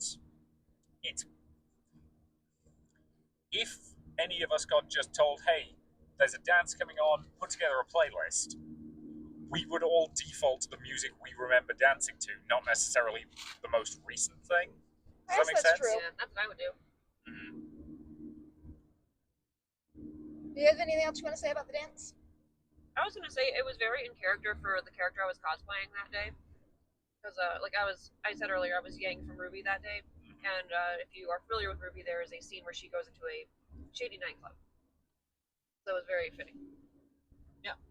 But I got good vibes from there. Like, with respect to the ages that we were talking about before, I just feel like everyone there was just having fun. Yeah. It was fun. I would agree. Call me nostalgic. It felt like I was back at a high school dance again, even if I was a little bit chaperone-y. Well, there are definitely some people there who are our age. Yeah. And I did notice that after a certain point in the evening, it was probably around 8 o'clock-ish, they did have a small, bar set up in the corridor that was serving alcoholic beverages. It was also serving water and Red Bull. Great choice. Yeah. You can mix all three of those. I was going to It's say, not gonna go well. have you never done vodka and Red Bull? Don't. Have You you can, ever done but you that? shouldn't. Yeah, I've done it. That sounds like a hangover I do not want to anticipate. Yeah, that's the thing. You are basically it makes you really stupid in two completely different directions simultaneously. Because it makes you very hyper, but also makes you very drunk. Which means all of your decision-making process goes out the window because you want to do stupid things very quickly. Why would I want to do that? That doesn't sound like a good thing in general. I'll pass. Again, I wouldn't recommend it, but it's a thing you can absolutely do. Yeah, I'm gonna pass. Like, Can doesn't mean should. yeah, provided you only do like one or two of them in a night, you're not going to kill yourself, probably. I had rehearsal the next day. I can't be drinking. Yeah. I couldn't even down half of one in a night, personally. But before this turns into an alcohol review podcast, Yeah, that's going to be Wait, is this a 21 and up podcast? Or? No, but... But no one under 21 listens to us, believe me. Yeah, well, again, put it this way, one of the conventions coming up, I think I was actually telling you guys about this earlier, used to have a policy whereby they would they had multiple different tiers, and one of them came with free drinks. And I think they decided either not enough people were buying the policy without drinks, or just keeping track of who had which thing was too complicated. So now it's just even the cheapest one is more expensive, but comes with free drinks all weekend. It's just an open bar. Which we'll probably go into that one, and you are going to have to drink a lot to make those tickets worth it. Yep. Because I can't. Yeah, you basically told me I need to drink your, effectively your half of the alcohol as well. So. Yep. Yeah, I enjoyed Drunk Richard on that podcast episode. Yeah, I will be doing the driving, in part because that one's an outdoor event, I can't wear ball gowns anyway. So. Yep. And I just want to make it very clear that I will be driving. Yes. Yes. But again, we'll get to that episode when we get to that episode. So anyway, the dance was fun. Like, this was very cute, and I do think the free food was just a very, very nice touch. Because this was actually, like, decent free food. It was decent. Like, it wasn't just, like, hot dogs and Pop-Tarts. Yeah. Like, I enjoyed it. Like, the hotel definitely provided it, but, like, presumably the colonists paid for it. Mm-hmm. Yeah, I assumed it came from the hotel. Yeah. But again, it was decent quality. They actually gave you, like, actual plates and, like, actual forks rather than plastic. It felt like a catered event. Yeah. Yeah, can't complain. That was where our $75 tickets went. Yeah. Yep. And again, like, it was very nice. It was, it was very pleasant. Like, it's not life-changing food or anything, but it's free and it was good. So, what more do you want? Like, I went back for seconds. I think you did too. Yeah, I did. Yeah, I freely admit, when we first went in there, I was concerned there wouldn't be enough and they'd have to, like, cycle it very quickly. I don't know if they had to. I don't think so. Like, I think they had about the right quantity for the number of people who ended up eating there. Looks like it. I don't know how long it went. Like, we were only there for the first hour. I think I can look how long it was. We went to another event after about an hour. I think it was a 3-hour event. Yeah. But I also do think, like, if you arrive late to that type of thing, it's okay to, like, not. Like, if they run out of food in the first hour, that's lame. Yeah. Yeah, it went from 8 p.m. to 11 p.m. It's also possible that during parts of that they cycled out and brought more food in. Yeah. So. Yeah, because it was in it was in what I would call the standard catering tray setup where they could, like, take a tray out and put a fresh one in with no problems at all. So it wouldn't surprise me if they were prepared to do that if need be. Because again, especially the like the meatballs and most of it was cold apart from the meatballs and the chicken dumplings, so they could just have it ready to go as soon as they needed it. Yeah. The cookies and stuff they just leave out. Yeah. And those brownie things were actually pretty good, I thought. Yeah, they were interesting. Yeah. You said they were like brownies that you weren't sure were just straight brownies or like some other type of brownie. Yeah, I thought they had a slight cheesecake taste to them, but I don't think they were cheesecake. It might have been like something in the frosting. Yeah, I was thinking it was something in the frosting. I think it might have been a cream cheese frosting. Maybe that's what it was. I thought maybe they were gluten free or something. But I don't know. Was the food labeled such that you could? It was. I think it was. Yeah, basically each thing had a little label next to it telling you what it was, and it would say like VG for vegetarian or FD for free of dairy. Mm-hmm. Like that kind of stuff. So, like again, whoever put together the buffet actually did a good job of making sure that everything that needed to be labeled with like what I would dub the common allergens was. Yeah. So good job on that. So good job on the food. Yeah. So after that, we pivoted to Team Jeopardy, which had gotten moved this time. I think it was mostly just because some person wasn't there. I don't really know the exact story behind that. That's what I was able to gather, because I don't think the person who was running it was able to be there at that time for whatever reason. Yeah. Somebody was running late or somebody got sick or whatever. Like, Which again, does it happen. happens. Because I know that one of their voice acting guests, you guys mentioned this earlier, was supposed to be there and just couldn't make it because they got ill. And Not their fault. I will say this event marked the start of them kind of selectively applying rules and also not applying them correctly in some cases. Yeah. Like, I do think their team leads are having fun, but I do think they should, if they're going to be this chaotic with rules, I do think they should just own the fact that they're going to be this chaotic with rules as opposed to acting like they're enforcing rules fairly. Yeah. One time we'll explain how the event worked, then I'll explain kind of some of that with it. So. So this was standard Jeopardy, but we were playing in our teams. So they basically said, okay, red team sit over here, green team sit here, blue team sit over here, and then they had actually I really liked the buzzers they were using for this because they were basically there were 3 different buzzers, each of which was effectively it's a button on the end of a stick, and they got passed around, and you push the button, and then they had like a control box, and when you pushed, whichever one pushed the button first would like flash up on the control box, so they would know who got their buzz in fastest. Like this was actually a really effective system, and they also did a quick buzzer check before each round to make sure that they were connecting properly, because they weren't 100% sure how good the range on them was. So they weren't sure if somebody was in the back of the room, then it would still work. But it seemed to work fine, I thought. I don't think it malfunctioned at all. Nope.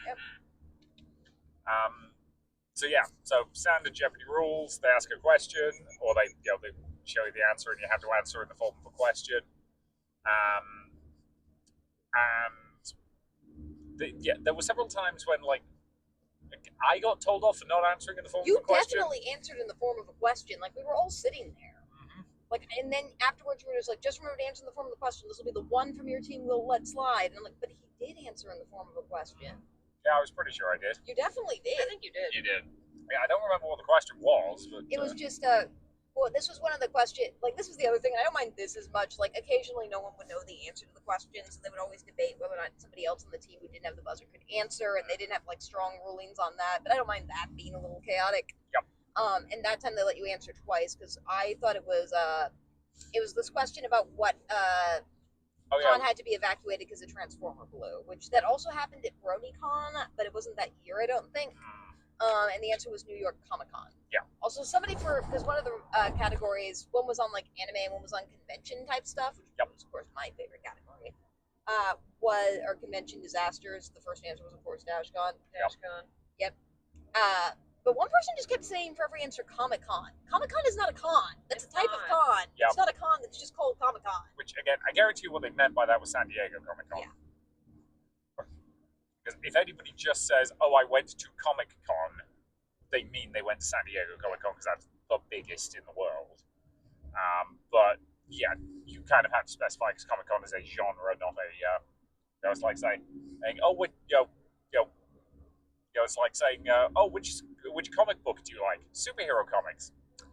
Okay, you're giving me a genre. You need to narrow that down a little. And you answered again with New York Comic Con, but you did say what is New York Comic Con, but I think the person only heard New York Comic Con, even though you said what is New York Comic Con. Because this was an issue we did have all weekend, is just because there's a lot of rooms didn't have mics, and they also weren't giving mics to audience participants to answer questions. It was hard to hear what other people were saying. Yeah, that was definitely an issue with some panels. Which again, they only had so many mics to go around, and again, especially because they were doing these as team events, if I was doing this event, I would basically have a volunteer from each team come up to the front, answer the question that way, and probably give them a mic, have them pass a mic to whoever is answering the question at the time, just so that the room can hear a bit better. Yeah. And I will say this was also, I think, just because I was tired and a little bit sore from moving.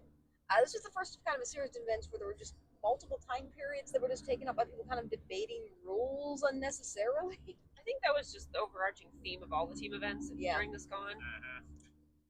I mean, the other overarching theme was clap once if you can hear me. Oh God, don't do it again. I'm having flashbacks. Clap twice if you can hear me. No. So, we've commented on this before. There are some people who definitely work in early childhood education in some capacity who then do stuff with cons, and that's fine.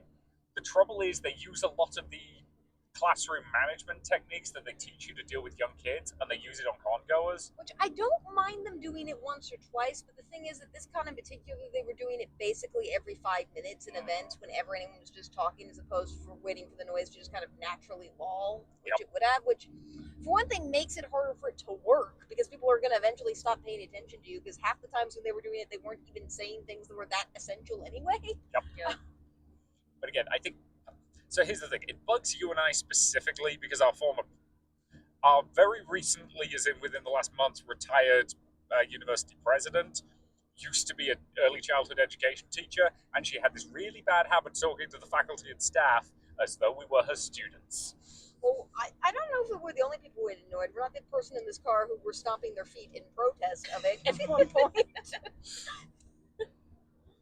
My Valentine had an attitude, okay? So yeah. So that was just one thing they did throughout the weekend that did kind of annoy us a little bit. Yeah. What was that? And like, I can understand at least debating some of the rules for safety, but in Jeopardy, they were just debating the rules for the sake of debating the rules. And some of them are physical events. I can't understand them having a conversation about what we can do for safety reasons. Yeah. But like, that was just debating the rules. Yeah. I like, for the most part, people know how Jeopardy works. Like, they were doing it. They did explicitly say, you don't lose points for getting the answer wrong in this version, which I think that's kinder. Yeah. It encourages people to guess, which I do think it's important to have people guess when they don't know the answer. Yes. But again, this was fun. I think for the most part, the questions were pitched at about the right level. Yeah. People had fun with it. I do kind of wish you could answer as a team, just so people could, as opposed to just having one person on your team answer, so that if it's one of those questions, especially for the 500 level ones or something like that, if somebody on your team knows it and they're the only person in the room that knows it, they can answer. Yeah. Which they kind of modified towards the end and kind of didn't. So, Yep. The red team, which we were all on, did have kind of a come from behind We got streak. We were so close. Yeah, we started off badly, and then we got so close to winning it. Came in second, and what was the point difference? Like 300 points, if anything? Yeah. Yeah, it's not a lot. I got one of the questions right, so I was excited. Yeah. So after that, we did a brief couple scavenger hunt items since we gathered up the red team and we did the thriller dance, which Bridget was kind enough to teach everyone.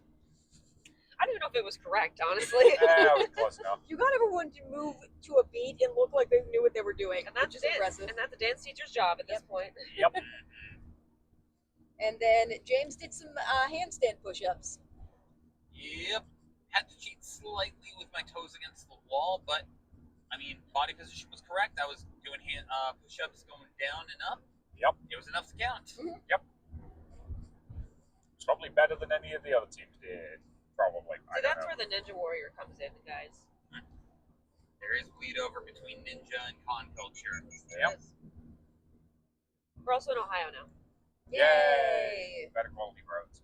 Yay! Only 2.5 hours to go. Woo! We got time. At the rate we're going, we're going to be talking way after we get home. Yep, that is That's sometimes why how you it goes. start. So, what did we do after that? Was that the point at which we headed back to Yeah, the we headed Airbnb? back. We did try to make this a lower key con, I think. Yeah. We were also Yeah. sharing space, so everyone had to do their evening routines and things Yeah. like that. Because we did contemplate going to the late night improv panel. We did, but you were confused over which room it was in due to the scheduling thing. And even if it had been in the right room, I don't know if we necessarily would have gone because it would have been in the activity room. So there wasn't really a stage or space generally. Yeah. So I'm going to briefly talk about the schedule itself. So they were using a Google Sheet for their schedule, which is it's okay. The main problem with Google Sheets is it's not the most friendly thing on mobile devices, and realistically, what you are going to be looking at it on is a phone. Say mobile again. It's a mobile phone. Your mobile. Mobile. Sorry, Britishisms. Yep. Because of the way it was set up, I did misinterpret, because it basically had a banner at the top telling you what time various rooms were open, and I misinterpreted the room that was in, because it had video game on the top rank, and I was like, oh, is this a video game room? That's kind of weird. But basically that banner at the top talking about what time rooms were open just happened to coincide where video game was above the activity room, so I just got mixed up. Yeah, so. The schedule was a little weird. Yeah, there are some formatting tricks you can do that would have made it a little clearer, and it would honestly, it would have been a problem for the stuff that got changed last minute, but it would have been nice to have a print off of this. Yeah. Just like you guys, I like print programs. Yeah. Just because it documents the cons I go to, especially if I'm like in the masquerade and stuff. Agreed. And piggybacking on what I mentioned earlier about having no cell service, sometimes it was hard to access the actual schedule too. So Good point. So yeah, it wouldn't even have had to be anything complicated. I would have taken what Colossal Con does, which is just print the spreadsheet onto a piece of paper. Yeah. It's very useful, honestly. And it says something that ColossalCon's able to do that with the sheer amount of events they have on. So. Yeah, Colossal Con has 9 panel rooms. Yeah, it's crazy. and they're over 4 to 5 days, and they're able to fit all of it onto one double-sided piece of A3. So DokiDo would be absolutely fine just printing it on A4 paper. Good, the cop car's gone past. Yeah. I saw you sweating there. Let's be real, we'd all be sweating. Come on. Again, I'm sure we've told the story on this podcast before of me getting pulled over by the campus PD. Yep. But, So yeah, I was honestly kind of debating it anyway because I was feeling kind of iffy just because of all the moving generally. And I did kind of want to get back to the Airbnb to go to sleep.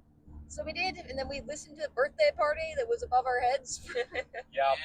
Which we're not going to complain about because fellow con goers, and they actually did settle down before midnight. So they did settle down, and when we ran into them this morning as we were checking out, they did apologize if they were a little rowdy that Friday night. So yeah, you basically told them like it's okay. Like they settled down before we really were trying to go to sleep, so we can't complain too much.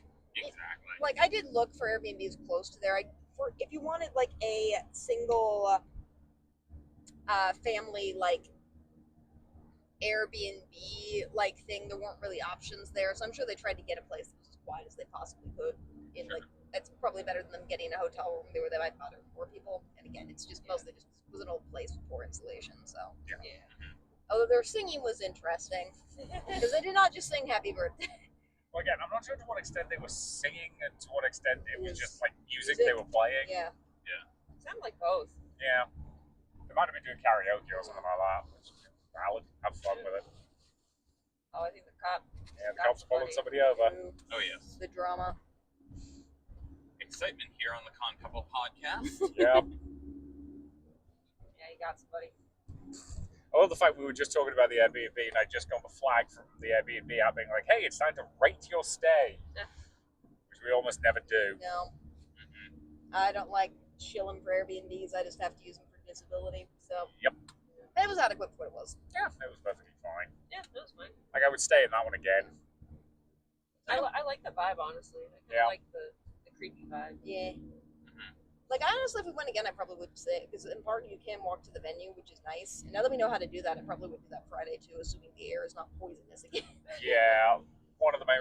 one thing we didn't mention when we went to registration, they were just giving out free N95 masks. Oh, yeah. Thank you for that. Yeah. Which, that was a good decision on the Con Sparks event. If you needed one, you just had access to it.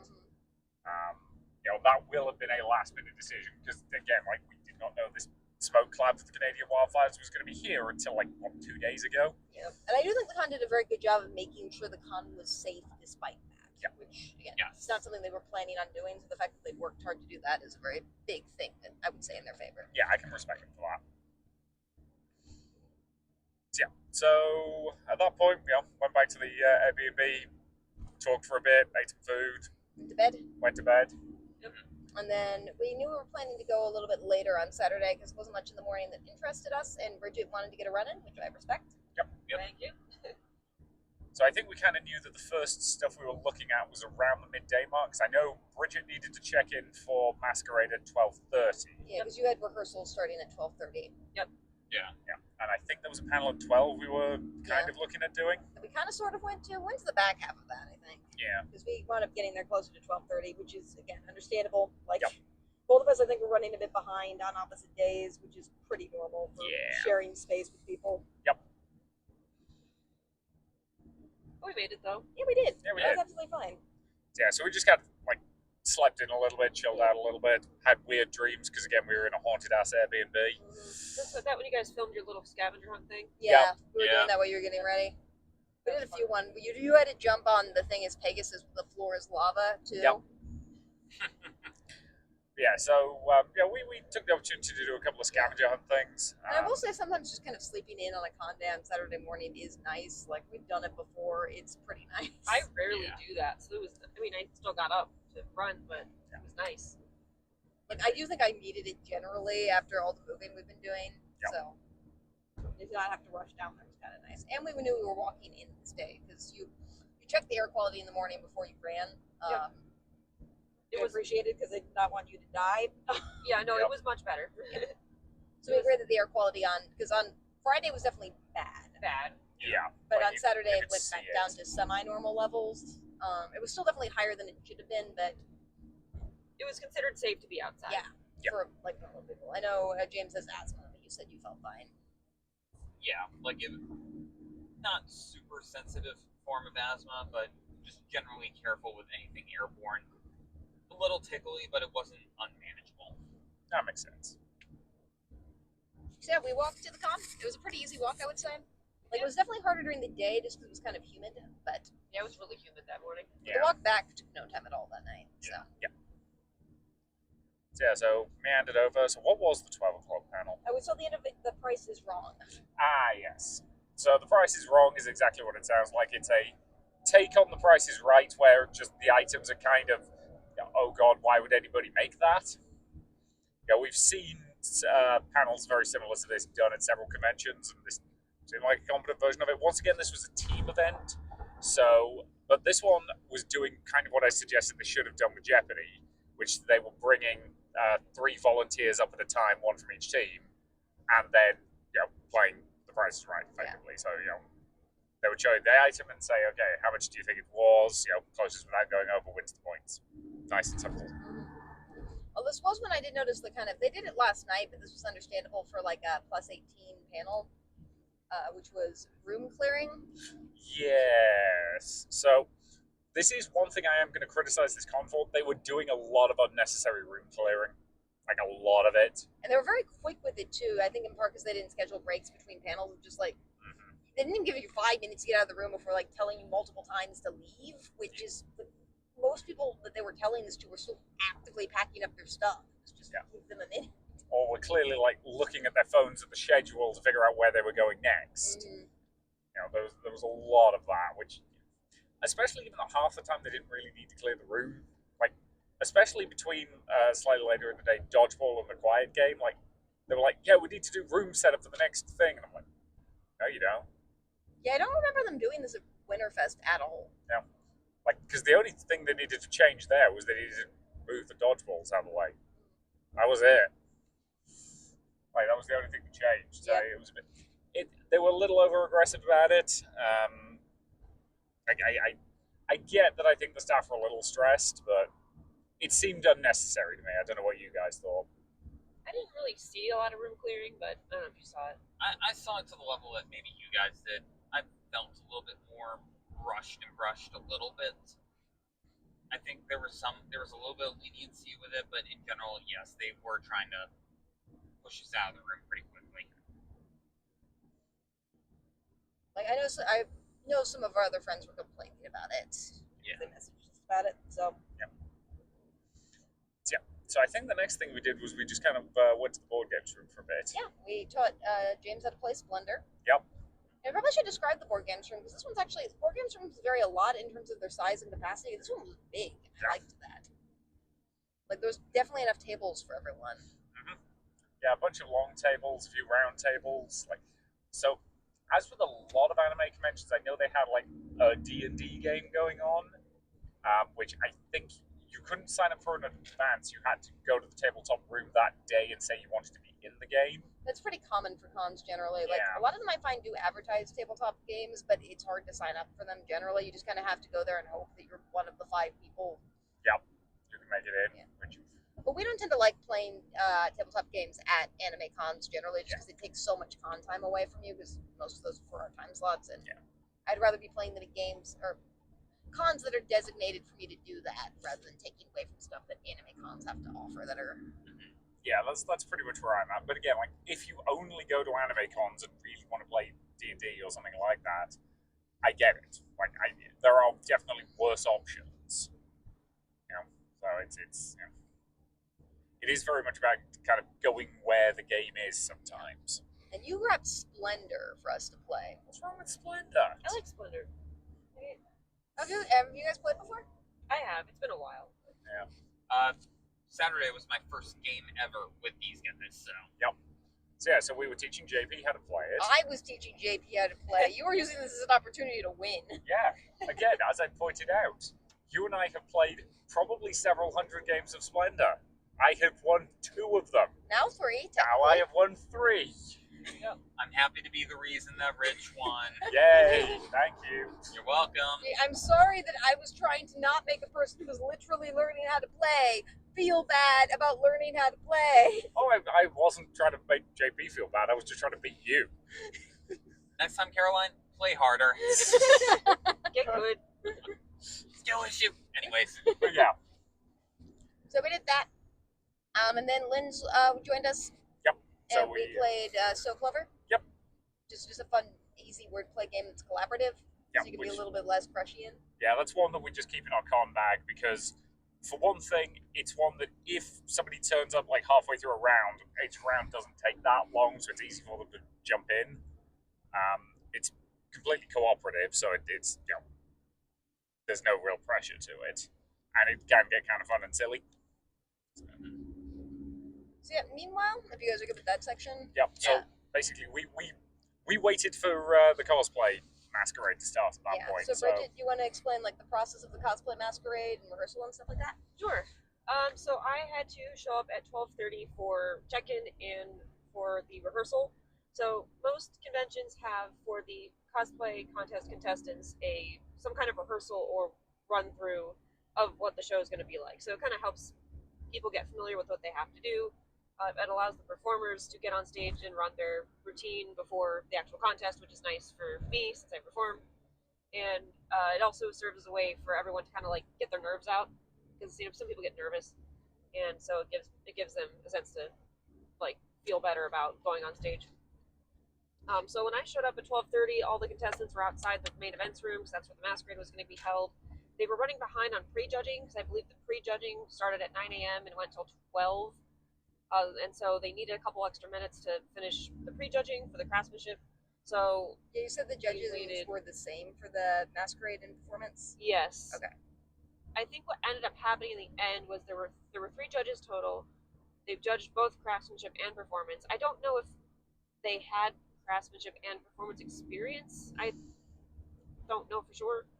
But then, sorry. I was going to say, I do also know, based on what they said, one of their cosplay judges wasn't able to make it because they were ill. Yep. So the con's head of cosplay stepped in, but they basically said that they deferred the judging to the other two and only basically came in if there was a tie that needed broken. Yeah.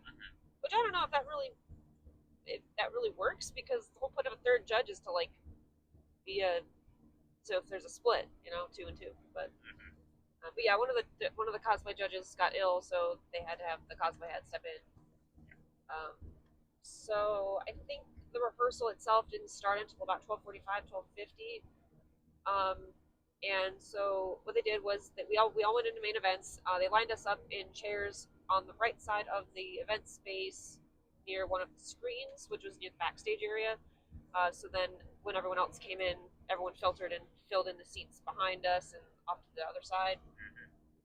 And then all the performers got to run their performance once on the stage with the music, making sure the music was good. And then the walk-ons or the craftsmanship people kind of were given their directions of like what they're going to do when they walk on stage. I think since we ran behind, all the performers got to go once, but I don't think the craftsmanship people got to walk on the stage. I think they said if you want to, like, just let us know and we'll let you do it, but it wasn't like okay, everyone get up and we're gonna do this thing. But I believe it started on time, so that was good. So do you remember anything about the process for applying and what the rules for this particular contest were? I remember some. In terms of rules, I liked this one, this masquerade specifically, because the time limit is 3 minutes for performances, which is a nice chunk of time. Some have much shorter timelines or time limits, and it makes it hard to put something together to tell an adequate story with a short amount of time. The signups, I'm pretty sure, were first come, first serve. I don't know if they like juried them at all after you submitted, but I think everyone who submitted something got in. There were maybe like 12 skits total, 9. so not very many. 9? I thought there were 10. I think there were 10. 10. I was Might be 10. number 9. You were number 9, and I think there was one one more after you. So yeah, that would make sense. So there were 10. Okay, so there were 10. There were 10 skits, which is for a small con, it's actually pretty good. But I know some have like 50. I'm looking at you, Taco. And I'm trying to think if there's anything else. Yeah. Any fandom I think was welcome. You could do like anime, live action, Western animation, pretty much anything you want as long as it was an established media of some kind. Yeah. Which again, I also like because I know some cons strictly want anime, and I like when they allow you to do other things. I think that's like the big rules. I don't know if we'll talk about awards at the end, but I know for the awards they did 3 judges' choice, and it could have been I think craftsmanship or performance. There was a runner-up performance, a best performance, runner-up, and best of in each craftsmanship division, which there were 3 divisions, and then they did a best in show, which had to be a group or person that was in both craftsmanship and performance. Was that made clear to you when you signed up that to be eligible for Best in Show, you had to do both craftsmanship and performance? It was on their website. Okay. Yes. I don't agree with it personally. I think it's just better to have a Best in Show for both, like, separately, but I don't make the rules, so. Yeah. I mean, I do kind of agree with you. We were talking about this. Well, I think the winner of this, which we might talk a little bit about, definitely did very well in both construction and performance. Generally, when you have a dual award for construction and performance and have to enter both, one person kind of only really does one well, and the other one's kind of more of an afterthought that they put together generally.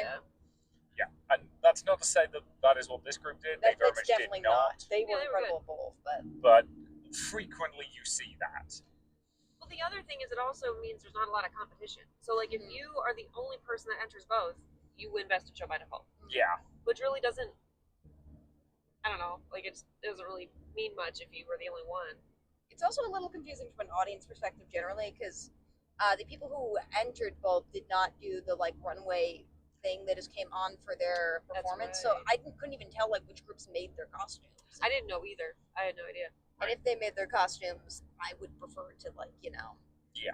know, just so I can admire them. I Yeah. could tell the group that won made their costumes when they were on stage, because I could recognize the distress work they did is something we can't buy. So either they purchased that condition or made it themselves, and I was leaning towards them making it themselves before they won. But that was the only group I knew for sure made their costumes, just because I recognized the technique that they were using. Yeah, so overall, the rehearsal was pretty straightforward. I like when it's straightforward. We got it done pretty quickly, which I do appreciate, because sometimes behind the scenes it can get a little messy. But they were fairly organized for the most part, and tech team was great, so no complaints there. Yep. And yeah, one thing I will mention is they did have a screen at the back where you could apparently put a video if you wanted to, but you mentioned on that morning that was when you found out about it. Yep. It was funny. The first performance in the run order, they got called up to do the run through during the rehearsal, and then I saw that the screen turned on to play, and it was playing a video for their performance, and I was just like, wait a minute, they didn't tell me I could do that. Yep. Yeah, it wasn't on their rules or their website, and I was talking to some of the other contestants, and they said they didn't know either. Yeah, it seemed like it was only that first skit that made use of the background, right? I think so. Which, had I known, maybe I would have just gotten, a basic, Scooby-Doo, background or something, which I don't think I mentioned. I was Daphne from Scooby-Doo, and I did a tap dance for the masquerade this time. Yeah. So, but the thing is, the theme for the year was zombies, so the backdrop that they gave you as the default actually worked out for most of the performances. Yeah. So should we talk about the process of getting in? Yes. Yes. So we stepped out of the board game room at about 20 past. Yep. Because again, it was a 2:30 start, I believe, for the official show. And I didn't, thus far, I didn't know for sure I was going to be able to attend, because this was going to come down to ADA access generally. And I will say, I don't know if some cons have ADA stickers and stuff like that. At cons this size, I tend just not to bother even asking if they have that, because I don't tend to need it for 99% of things. This would have been the only event I really needed it for this weekend, so I'm just like, we'll just see what happens. Yeah, and there was a line, and it was not a small line. It was, reaching back around a decent chunk of the venue, of the downstairs space. But I did spot somebody kind of on the other side of the door from the line, who was in a wheelchair. So my assumption was that she was probably effectively waiting in the ADA line. So we kind of went and stood behind her, and then somebody came out and basically did say, hey, this is the VIP section, are you VIPs? And I just kind of pointed at you and went, ADA? And they said, that's fine. Which is, like, it made a lot of calls for VIPs. I didn't see anyone who was an actual VIP. Nope. At all. So I don't know. No, they walked down the line asking if anybody in the line was a VIP, and I don't think they got any takers. This is also a time when it would be just useful to have at least a little bit of labeling outside, so it's a little clearer to everyone. Yep. Because this was not the only event that required line rating. Like the harp concert and stuff definitely did too. Yeah, the Harp Twins concerts were also having like massive lines outside. But yeah, so they opened the doors and said VIPs, and again the person in front of us in the wheelchair went in, so we followed behind. And again, they basically said, "Hey, this is just VIPs. Are you VIPs?" And again, I pointed to you and went 88, and they said, "Okay, yeah," and just pointed to a seat. Pointed to a section and said, "Feel free." So a little bit clearer signage would have been nice, but the staff itself, I think, handled it basically perfectly. I have no criticisms of how they responded. And they did have at least some seats set aside for wheelchair users, or I think they at least made one when they found they were going to have at least one wheelchair user, which I think I appreciated. Yes. Speaking of ADA, you guys wouldn't have known this, and I didn't notice it until I was backstage for the masquerade. They did not have a ramp for the performers. That's not great. It's not great. I get it. Granted, the step, it was like 2 steps, granted, but... Yeah, because I did see at least a couple of the performers have issues just because they have, like, the person who was cosplaying from Claire Obscura, I forget the name of the character, but if you've played the game, it's the, like, giant, bouncy, pseudo-monster thing that's kind of helpful to you. I forget its name. It was a very good costume, but they clearly couldn't see a lot. And they had very limited mobility. So they were definitely like struggling to get on the stage a little bit. They had to have like a couple of people help them. Yeah. Which I do appreciate that they had handlers and stuff like that for stuff.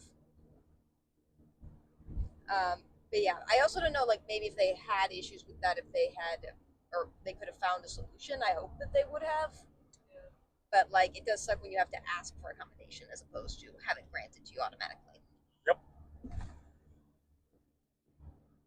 So the show itself did start on time, though. They even had a clock on stage, which I thought was bold. Like, there was a countdown clock on stage. Yeah, but they started right when it went off, too. Exactly. Yes. Yeah, like when we came in, they just basically when the doors opened, they started a 10-minute countdown clock. But in all honesty, I like that insofar as it's nice to know exactly how long it's going to be until the show starts. Yeah. And to actually keep to that also. A matter of respect there. Yeah. Because if they'd opened the doors like 15 minutes earlier and got everybody in, and they wouldn't have needed it. But because the doors didn't open until 2:30, we've been to enough cosplay events where the doors open right when the event officially starts, and it takes sufficiently long to get everybody seated that the whole event starts 20 minutes late. Yeah. It was nice just to have that ticking clock going. Okay, the event will start at this time. When it does, we'll get going. Because there was a thing I read a while ago that I can't remember which country it is. Basically, put a countdown clock on the traffic lights, so that if you're sat at a red light, it will tell you exactly how long it will be until it changes back to green. And they found it reduces accidents because it turns out people will do less stupid stuff if they know how long they have to wait. And I think that's true in this case as well. And some of the waiting anxiety really is nice to know how long you're going to have to wait for all the time. And yeah, they did start basically perfectly when when it reached there. In fact, a decent chunk of the audience, including me, did do a full on 10, 9, countdown as it got close to the end. So. When it got to the end, I was like, "Happy New Year!" Yeah, but the host came out. Yeah, and the host explicitly said, "You want me to shut up and get on with the show?" And everyone screamed yes, and then he did. Yeah. Which I appreciate. He didn't take 10 minutes to make jokes. Yeah. Well, he understood that his purpose there was basically to just introduce people, and that's fine. That's what their job is. Yeah, some shows you do need somebody to be a full-on hype man, and with some you are basically just there to introduce the stuff, and that's fine. So the way they did this was they did all of the walk-on performances for people just walking across with their costumes. Then they did the actual performances. Then they did their halftime show while the judges deliberated, and then they handed out awards. And I will admit, I had more fun with this than I expected to. Like, there was a wide variety of both costumes and acts. Mm-hmm. Like, I liked both the regular competition or the construction competition and the performance competition. Like, I thought there was a great variety of things. I thought the audience was very respectful about cheering for everyone. Yep. I love that there were some OC characters, some kid stuff. There was the performances. I thought were really good this time. Like, I loved all of the performances. Yeah, I also really appreciate just the pace and the momentum that this whole thing had. That he was really efficient at getting people on and off the stage whenever they were done. So Yes, that was good.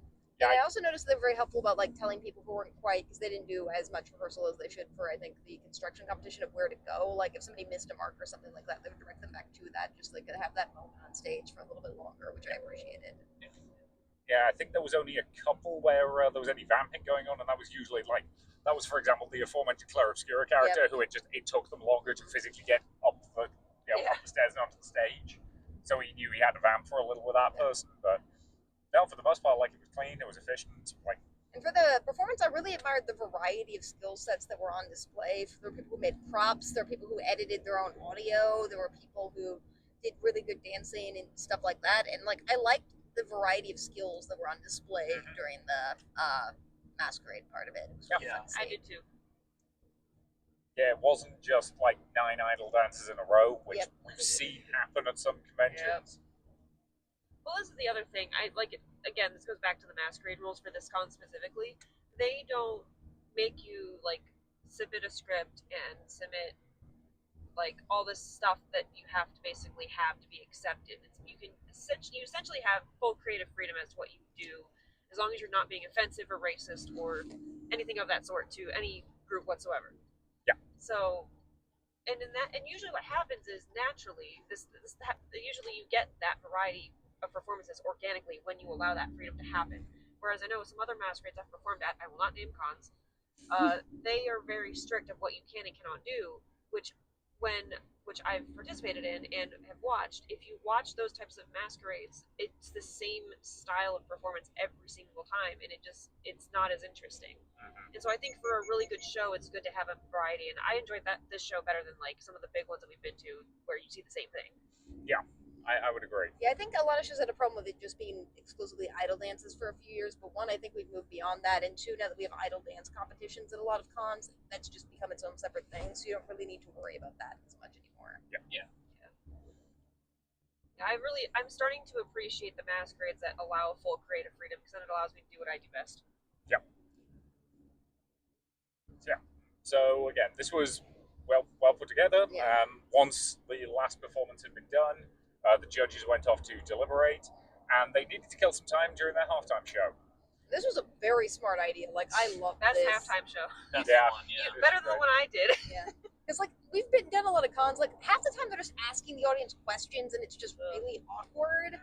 Or they'll have, like, an additional performance, which is fine, but you were commenting before that, like, generally after you've watched a bunch of costumes and performances, you don't really want, like, to watch another performance at that point. And even if, like, so one of the common things they will do is if somebody's won a competition several times, they might invite them back the next year to do the halftime show rather than to compete again, just to like clear the field and give other people a chance to win, which I don't have a problem with, outside of the fact that generally speaking, because it's the halftime show, they want to do it a bit longer, so they give one person like a 5 to 10 minute time slot to fill. Sometimes 15. And that's hard if you're one person. Yeah. Like we've seen a Techo a few years back, somebody did a song compilation thing. Oh, that thing. That was like the entire plot of Spy Family. And it was really good, but it was also like it was over 10 minutes long. And they were definitely starting to lose the audience a little bit towards the end. Purely because, again, like that is a long time slot to fill in a performance category. Was this one, I think, like actively, because a lot of people will skip out on the awards just because they don't care who wins. After they've seen the like main part of the show, just because there's this kind of lull period. I think more people actually stayed in the room based on what they did. I don't think anybody left. No. So, should we talk about what they actually did? Yeah. So apparently last year they just had some people come up to play Smash Brothers, which is fine. This year they decided to bring some people up to play, some volunteers for the audience to play Mario Kart. Blindfold Mario Kart. The best kind of Mario Kart. Yep. If you're not familiar with the way blindfold Mario Kart works, it's teams of two. One person has the controller in their hands but is wearing a blindfold, and the person behind them has to, can actually see the screen and has to direct them. Suffice to say, coming in, it's not a competition of who will win, because there are, this is it's Mario Kart World they were doing, which has 24 races at once, including all of the NPCs. So I think the final positions were 20th, 22nd, 23rd, and 24th. Yeah. Well, the first round they accidentally put auto steering on all but one of the controllers. Yeah. And everyone was just amazed at how well they were doing, and then we were like, oh, that explains a lot. That explains how I Rosalind was came in thinking- second. I was thinking something was up. Yeah. But they just ran with it, and it was honestly just kind of funny, and it worked well for how silly the event was anyway, and it killed more time. So I was happy with them doing 2 races, honestly. Agreed. Poor Donkey Kong. Yeah. Poor guy couldn't get a break. So again, this was very, very silly, but it was fun to watch. Sometimes it's fun to cheer for stupid people doing things in stupid ways. And I think the prize that they had, which I wasn't expecting at first, but they said whoever did the best out of the 4 competitors would get a free pass to next year's con. That's a pretty cool prize. Yes. That is Not a bad way. that's $70 worth of prize. Yeah. Technically, because there were 2 people a team, that's $140 worth of prize. Exactly. That's a good point. Plus, it does significantly improve the chance that somebody's going to come back next year if they get a free badge. Yeah. So, that was a lot of fun to watch, and it ended up filling the time very nicely until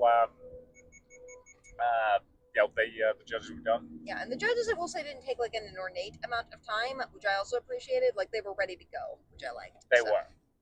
I do wish they had given more of the judges' awards to the performances, because they pretty much all went to craftsmanship. And I do think the judges were more versed in judging craftsmanship than they were performance. Although I do think performance, for a lot of reasons, is harder to judge generally, just because of the variety of things that people do. Yeah. Well, this is the problem I have with a lot of masquerades, and this isn't pointing blame at anybody in particular.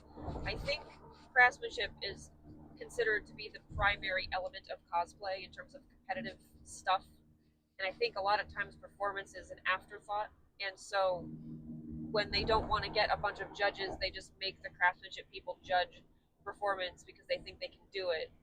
And they can, but if you're going to be getting qualified people to judge craftsmanship, you should also be getting qualified people to judge performance. Yeah.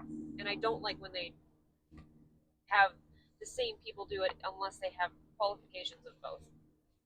Yeah, we've kind of commented on that before as well, where it's always kind of infuriating when you've got craftsmanship judges judging performance, because they are 2 different skill sets. They are. Well, at least with me, I'm a technical dancer, so I do a lot of what would be considered hard things for most people who don't have dance training. And so how are they supposed to judge how well I executed, a turn or something? They can't, because they don't know how it works. Yeah, they don't necessarily have the experience to know what they're looking at. Yeah, and there's a lot of different ways to kind of do this and judge a competition that is, I think, just kind of a limitation in nature of a competition, because there's everything from audience applause meter, which you got a really good audience reaction this time. Which I thought did. was Yeah, That you was did. probably the best audience engagement I've ever had, which that got me through it, because I was tired on Saturday.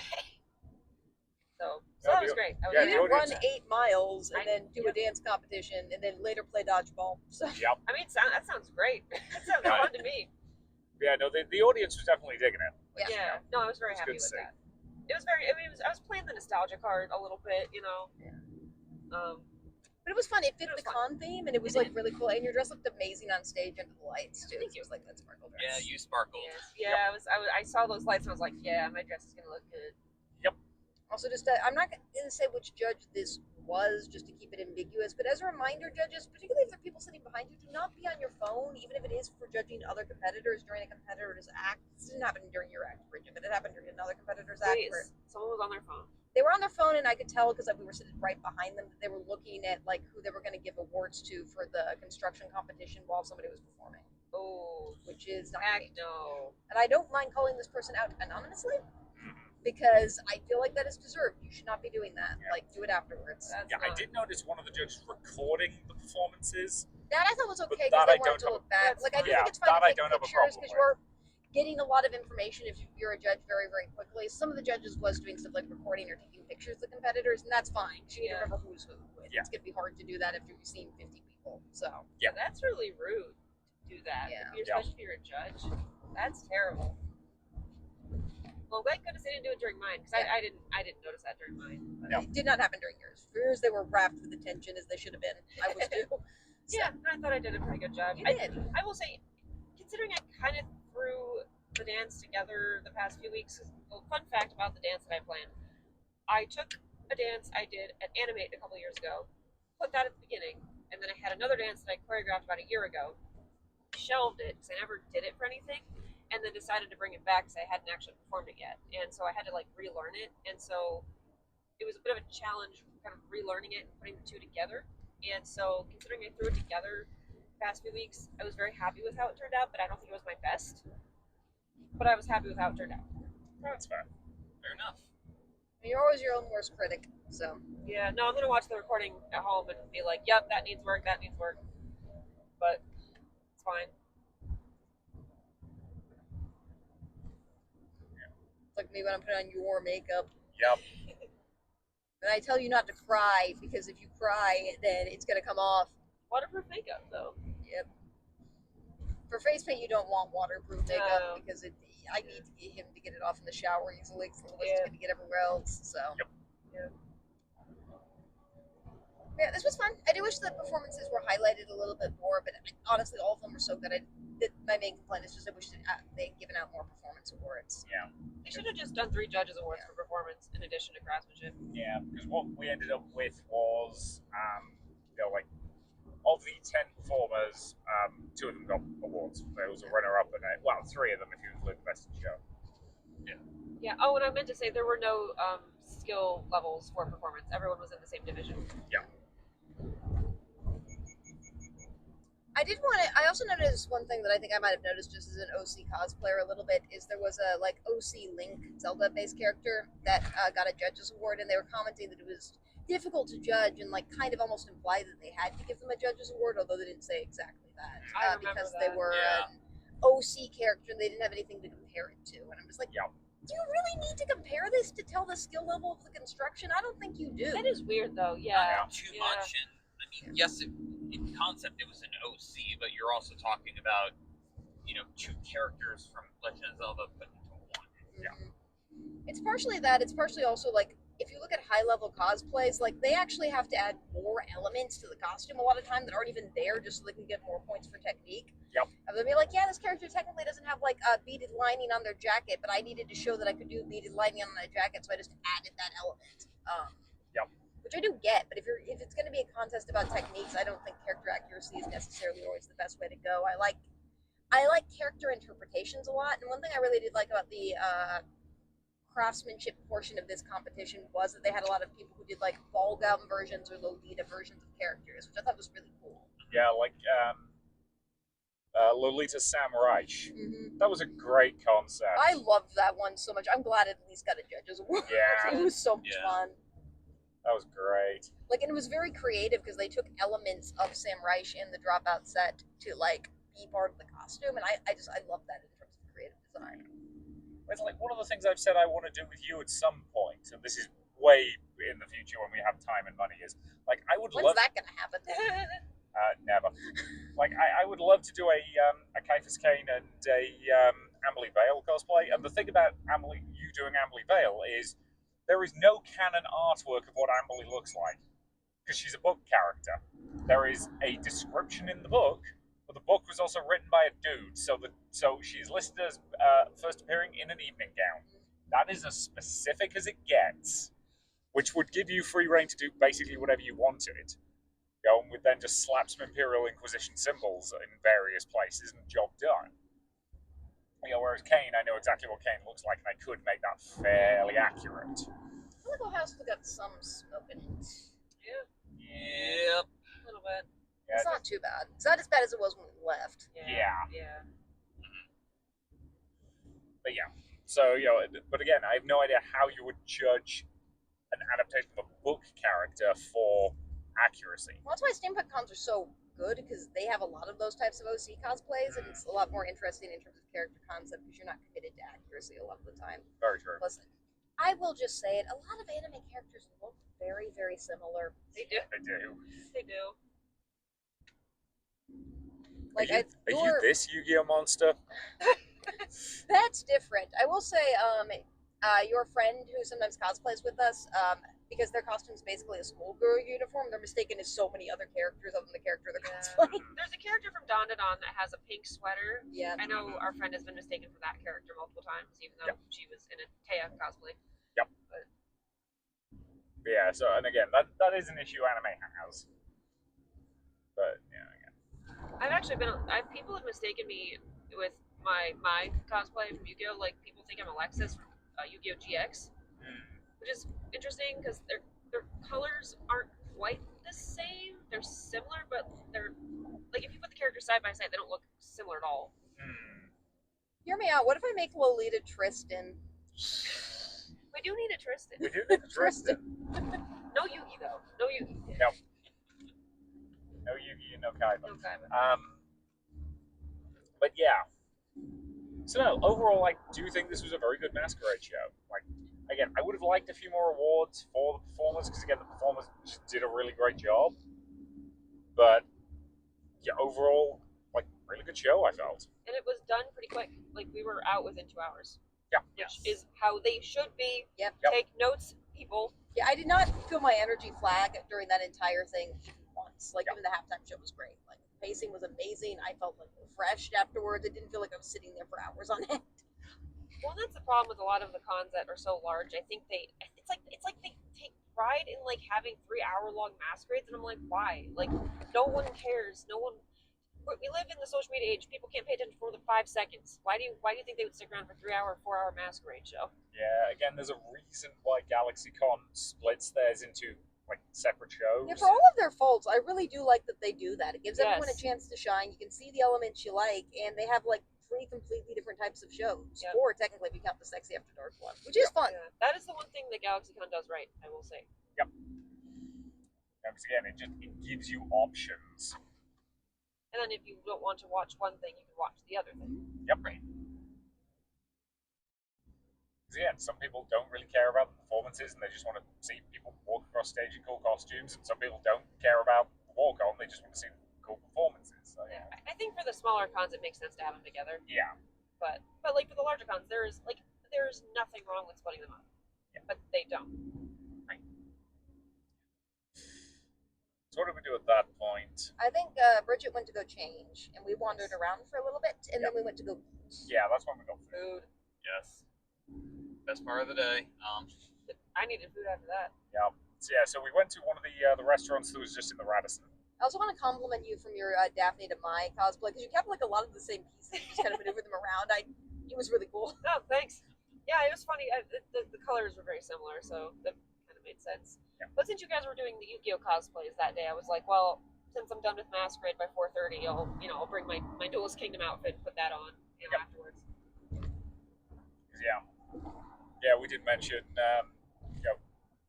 JP was doing Joey Wheeler. Yeah. I was doing Maximilian Pegasus. Maximilian Pegasus, and you were of course doing Cecilia Pegasus's, which is Maximilian Pegasus's dead wife, who has one line in the series, which is just Pegasus. And our beard relationship, because your character is extraordinarily queer coded. Yeah, so It's not subtle. it's not, but something has to prove to the audience that he's not in fact gay.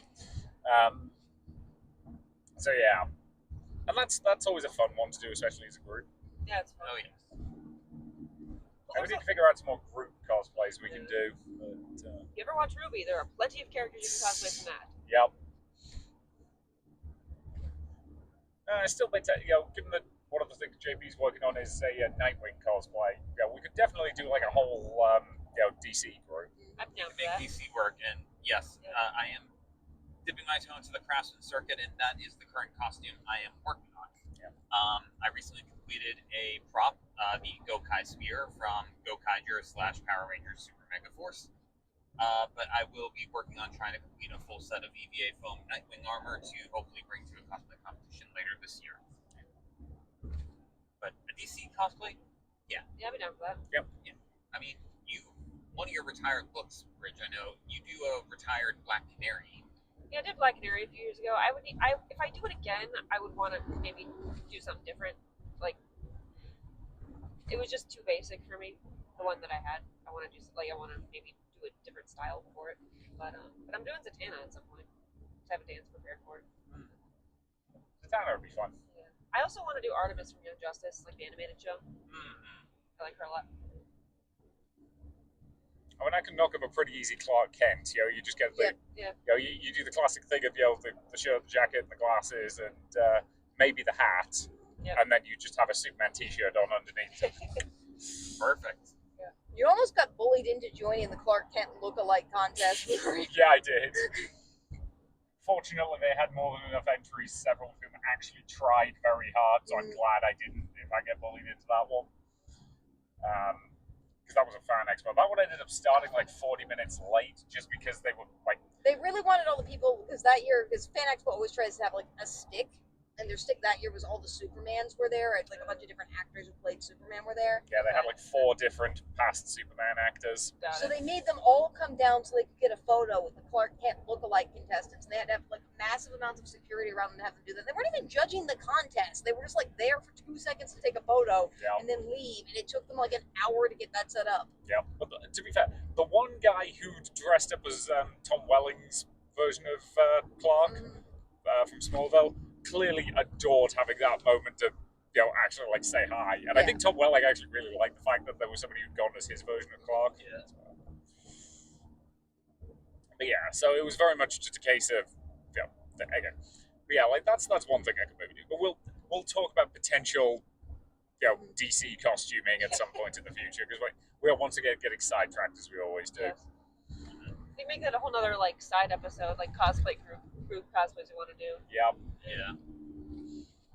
So, what was? Yes, we got food. So, should we talk very briefly about the food? Yeah, sure. Yeah. So we went to one of the 2 restaurants. We did not go to the one where the estimated price was $50 to $100 a plate. No, thank you. It was a nice little. Would you describe it as like a new American type restaurant? Yeah, I think that's a pretty fair description. I'm looking up the name right now. It was Burdick's Bar and Grill. Yeah. Yeah. So again, I would say the options on the menu were pretty standard stuff. There were burgers, there was pasta and pizza, and like that kind of stuff. Could have got steak if we wanted, but I did not want to pay steak money. That would be a mistake. You walked into that. Yeah, I did. I'm coming from you, Caroline. That's pretty rare. Oh, boo. Oh, God, now there's 2 of them. Oh, dear. But, yeah. And I'll say this. Was it my imagination, or were they deliberately putting the anime group into one room? Not deliberately, but I would say a good portion of us ended up in this little section off room. Yeah. Which, again, it was fine. Apart from the fact that we're playing the England-France game. England won! Yeah, I know. I'm annoyed about that. For anybody who's not aware, I'm not a fan of football. But no, and that was a nice opportunity to chat. You guys had a starter. I just had my main. The France did come back apparently after we left and made it a close game. It was 6-4 England. Yep. So you guys almost cocked it up again. Yep. Dang it, so close. Yeah, our waitress was also really nice. She was. Oh, waitress was amazing. Yeah, they did a very good job. She was clearly I feel like she was having fun seeing all the different weird costumes and things like that. So. And yeah, the food was pretty good. It was because I got a burger and it was smash burgers, which are the worst burgers. But Do you have a rant about this too? yes. Okay, we're not doing that now. Did you guys like your food? My food was good. Mine was good too. I mean, it's hard to mess up chicken tenders and fries, honestly. So yeah. And I had a chicken bruschetta pasta, which basically broke down a bruschetta and cooked pasta into a dish. It was a little bit spicy, but I like the flavor. Good. Yeah.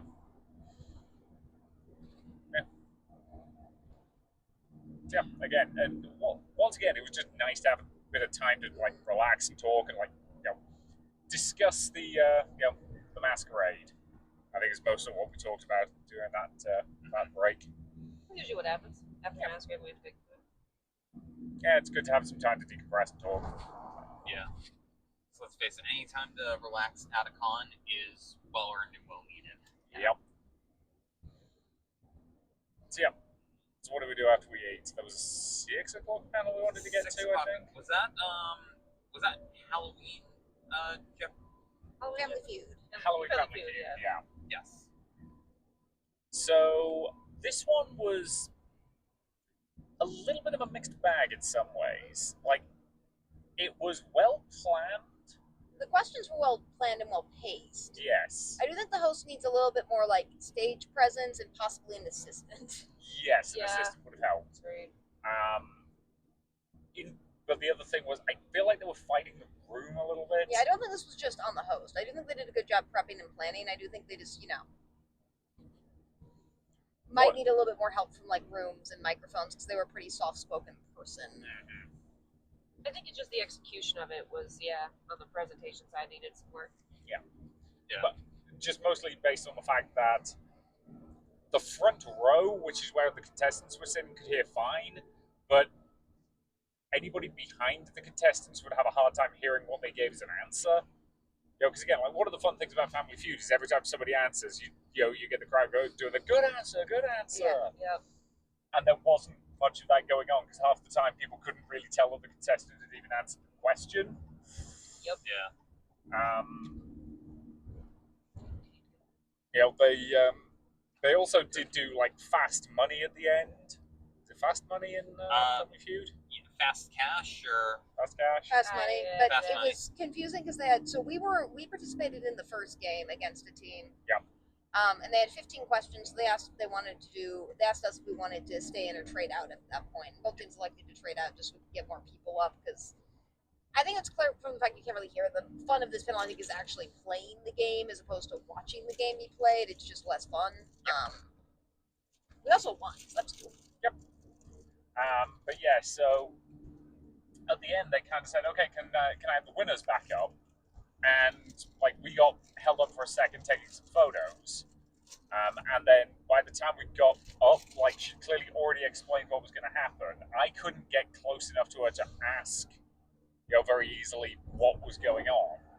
So just one of the teams ended up doing fast money. And that team didn't do well at Fast Money. So the team that did nothing, but was also I guess there got like first choice of prizes. Yeah. And then they got second choice, and then we got third because we apparently forfeited by not being there, even though we were there. We were just taking pictures because we were trying to be polite to people who wanted pictures. Because I think the Yu-Gi-Oh characters being a team, everyone thought was really cute and wanted pictures. So yeah. They all just showed up at the Family Feud game, apparently.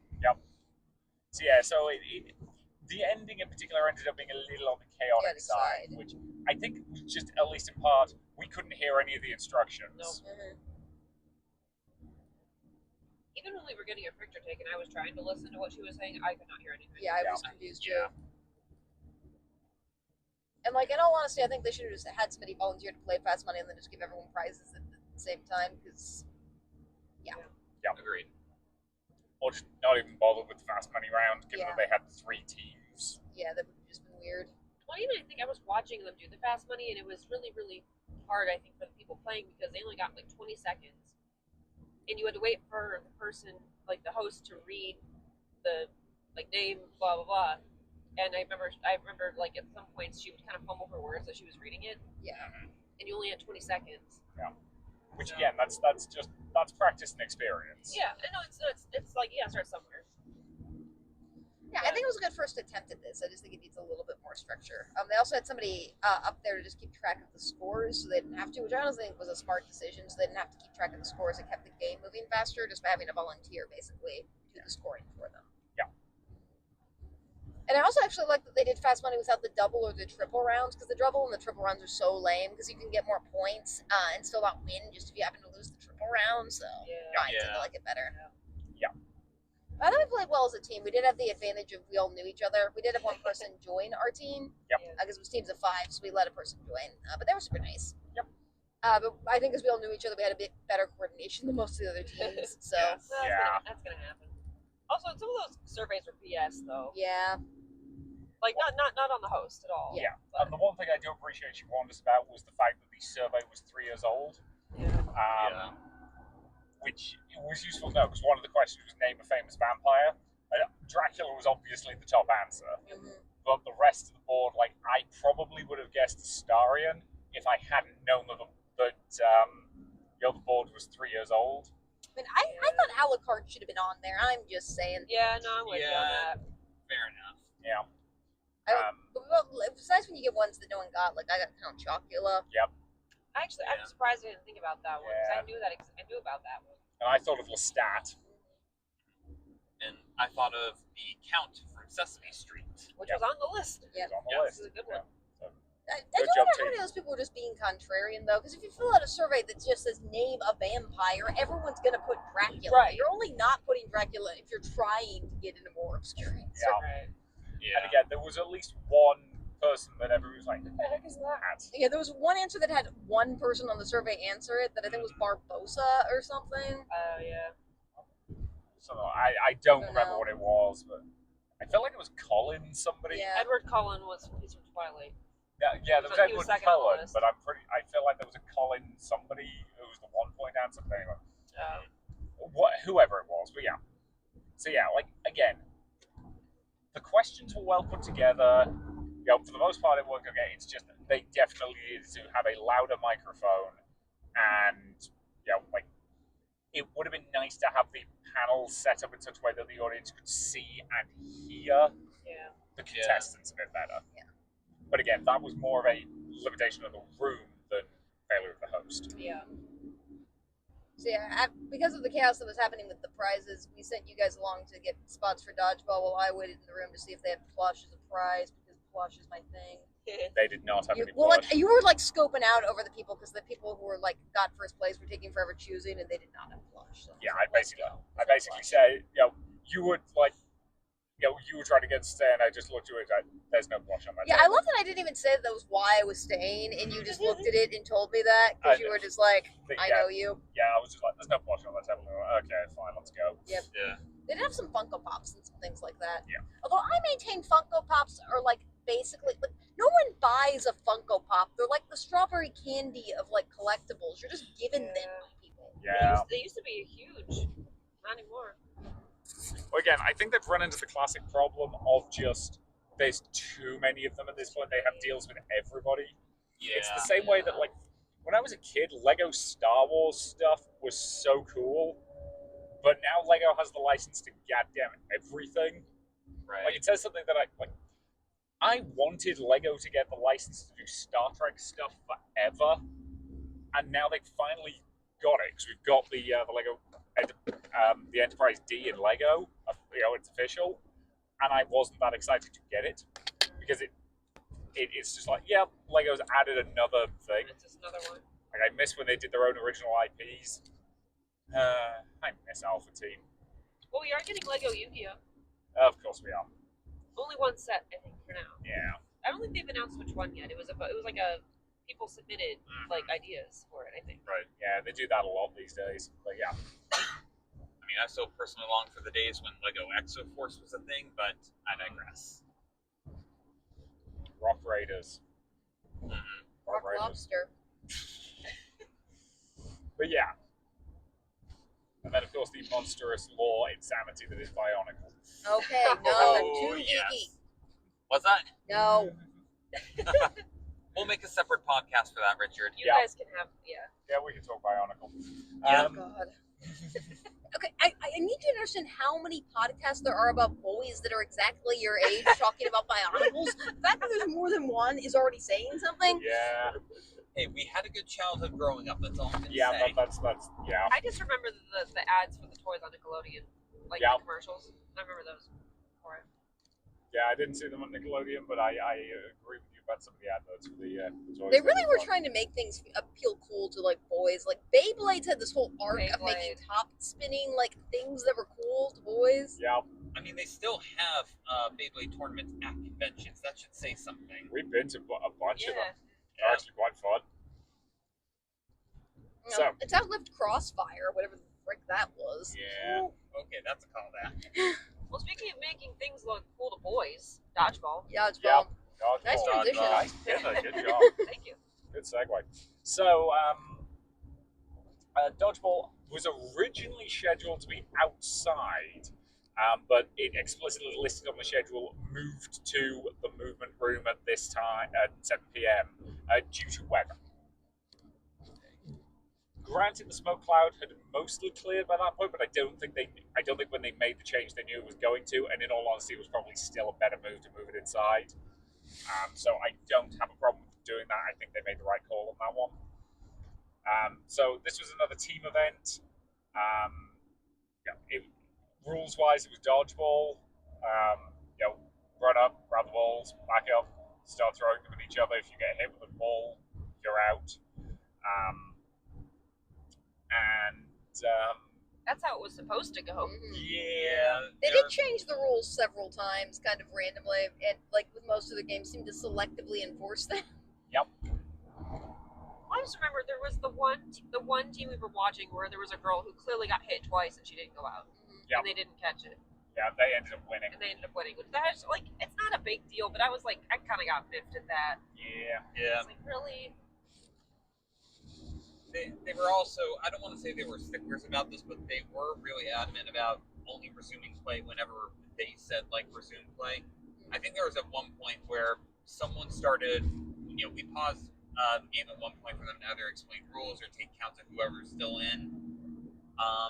It was unclear if they had said go or not, but balls just started flying, and I ended up being one of the last two in our team that ended up winning. There was immediately a whistle afterwards, and they basically said, we're restarting because we didn't say go at that point. Yeah. Sounds like a skill issue. Well, like I Anyway. legitimately thought they said go. Like I think one of them said go, and the other just didn't hear them or something. Yeah. That's what I thought, yeah. But anyways, it Yeah. was a little bit rough being in a room that noisy, Yeah. and also just other safety concerns. Yeah. Because they had people sitting around the dodgeball arena in chairs, and were basically saying, hey, if a dodgeball comes your way while you're sitting and just hanging out, block it or duck. Yep. Which I do get. This was originally meant to be an outdoor event. Yeah. Technically, yes. And again, partly it was there wasn't really enough seating around along the edges of that room. But yeah, there were a few times because we were sat in that area that some people were throwing those dodgeballs a lot harder than they really should Yeah, have. I would have just made a rule that like if it hits the backboard of the room hard enough to make a sound, you're just automatically out. Yep. Yeah. That's what they should have added to the thing. Yep. Because there was it was a safety issue on a couple of occasions. Like, fortunately, I don't think anybody got injured. Like Anyway. I do think the balls that they were using were like soft enough that they wouldn't hurt even if you were throwing them as hard as you possibly could, any more than a minor bruise. Oh yeah. Yeah, and even before one of the matches, they made a point just to pause and just say, like, guys, these are made of foam. You're gripping them too hard and the skin is starting to pull off. Yep. These are not concrete. Don't grip them and chuck them like your life depends on it. Yeah. I'm pretty sure there were a couple guys, and I think we all know which ones I'm talking about, that Yep. were probably the ones causing that. Yeah. But again, sometimes people playing silly kids games can get way too into it in a way that becomes kind of a problem. Well, that and like there were a couple guys who like clearly felt comfortable heading other guys, but not anyone who was femme coded, even though they were playing. Yeah. I In know. fairness, was how we won our round, but you know. Yeah. That was the thing. No one went after me because they didn't think I was a threat just because I was a girl, and then I got the last person out. Yeah. And I think people were literally throwing dodgeballs at you because you were in a giant hoop skirt. I got so many compliments after for playing in a giant hoop skirt. Like somebody gave me like a free pin. It was awesome. Yep. That's That's cool. awesome. I will say they did pay attention when little ones were in the match too, and they made sure to especially they had trouble enforcing it, but they always made a point just to recognize, hey guys, we got little ones in the match. Check your throws. Yeah. Yep. Because they do have, I think, a sort of official, unofficial rule. Because they have this list of rules that they feel to need to go over every game, as opposed to like putting them on a wall. And one of them is if you're under the age of 10, you have to have a parent or guardian play the game with you, to make sure you're safe. Which again, valid. But I do actually like these style of games just because they work for people of all ability levels for the most part, minus a couple of like. It's the same boys who make intramural like cooperative sports not fun, or the same people who make dodgeball not fun. Yeah. Like, let's be honest, half of the people doing it just wanted to make joke references to the movie. Yep. True. Like, I heard at least 3 different people under the phrase, you should have done, you need to remember the 5 Ds: dodge, duck, dip, dive, and dodge. Mm-hmm. And I was among one of the people asking where the wrenches were, because if you can dodge a wrench, you can dodge a Dodge ball. ball, yeah. I will own the guild for one of those statements. Yeah. And again, like, at one point when it came down to just 2 people, I did hear several people go, sudden death dodgeball. Going again. It was silly. They definitely got a little bit like. They also told people to be quiet a lot, and then like because right before Virgin and I were chosen for the same round, they told us to come up. They asked us if we were ready, and we just quietly said, "You ready?" And it's like, "Are you ready?" And we're like, "Well, you just told us not to yell like 2 seconds ago." Yeah. So Yeah. Well, I just didn't like how they were like stopping after every game to establish new rules. Like they Yeah. didn't really plan it out. And the one rule that they should have had that I did not hear them ever say was no headshots. yeah, And when I was in gym class, that was always the rule: no headshots. I believe they did have that just on their mobile Did they? board. Yeah. They said no headshots and no aiming below the belt. which I mean again, it was hard to throw the ball given that both Richard and James tried to throw the ball one direction. I wish I Be it got, often, somewhere else. I wish I got that on video. It was so ridiculous. For any of you gamers out there, it was definitely a vector glitch. I throw straight, and next thing I know, it's heading off to the northeast. Duck! Get good. So I don't think anyone was intentionally aiming for anyone's heads, but there were No. definitely people who were throwing the ball way too hard for what they needed to be doing. Yeah. Yeah, exactly. But there was at least one moment where one person had one guy ended up facing off against 5 people on the other team, Oh, and God, they got yes. so close to pulling that off. Yeah, I think they got down to like a 1v1. yeah. Yeah, that's where we had sudden death. Yeah. Which, like, that was epic. That was great to watch. This was extremely fun. It was And I say this as somebody who typically doesn't like doing team-based physical activities in public. So Yeah, I'm not super big on it either, but I did like this one. Anything else we want to mention, or do we want to mention how we got pushed out of the room for 10 minutes and then let back in? Or, Yeah. So, Did you hear me clap once? they did this so much. they did it a lot. So, yeah, so the next thing that they were doing in that room was a quiet place. And That honestly should have been the code phrase this week. Is just if you can hear me Yeah. clap once. Yeah. If you can hear me, give me a ribbon. I survived ClapCon 2026. Yeah. Clap.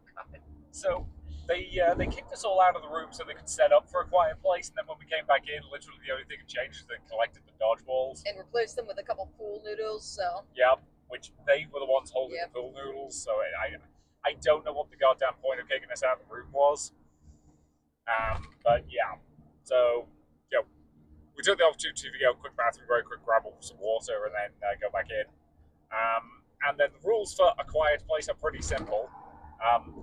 3 of the con staff would be blindfolded and handed pool noodles, and the people playing the game had to like maneuver around them. If you got hit with a pool noodle, you were out. Like as the game went on and fewer people were left, they would do things like make the arena a little bit smaller by moving the cones, or once they got below like 10 players, they would add bells to them, so it was harder to move quiet. Yeah. I think they also most of the staff started by having half the noodle able to swing. Mm-hmm. Once it got down to a certain number, they allowed for full noodle reach. Yep. Yeah. And yeah, this was cute. They did say you didn't have to sit by teams this game. I think they just realized that there were a lot of people in the room and it was easier to just do it that way. Yep. But it did mean the picking was kind of random because, like, I know we were all volunteering to do this at least after the first time, and like, for whatever reason, like on the penultimate time, they just skipped over our entire section of the audience. Yeah. Yeah, it was a bit weird. Yeah. I will say I noticed there was a wall of people that was standing in front of us for most of the time, and that blocked Yeah. opportunities. But Yeah, you got to do it, I think, on the first round. Yeah, I got to do the first round. And I got to do it on a subsequent round at a massive bulk out, so I was one of the first people out, which I knew it was going to be. It was kind of fun. Like, this was not this person's fault because they were blindfolded, but they tipped the touch of my skirt and was like, I'm just gonna count that because I'm not gonna last that much longer anyway. Yep. And then as I was like walking out of the arena, they like flapped me hard with a pool noodle in the arm. And Yep. like, you already got me. I know you're blindfolded so you can see, which was funny. Yep. It's pool noodles, so they couldn't really hurt anyone generally. Yeah, exactly. I will say this was like one of the first games where I started to notice that the staff themselves like were setting a bunch of rules that they themselves were not following. Oh yeah. Yeah, so at the end they did like a bonus round for the staff members to play, and like one of the rules they gave us early on was no like crawling or diving on the floor because that becomes a trip hazard. Immediately somebody dives to the floor, and Or throughout it, like one of the rules was if you were like not in the game, you were not allowed to make noise because it would confuse the people who were playing the game. Oh yeah. But all the staff that were doing like line work to basically make sure that the people who were actually blindfolded weren't walking out of bounds were making noises and jingling bells the entire time. Yep. Not to like keep them out of bounds, just to confuse them. Yep. Which was also confusing. I think what bugged me about that kind of stuff and just all of the things that they did that bothered us was it just made it seem like the staff were above us. yeah, Just a bit.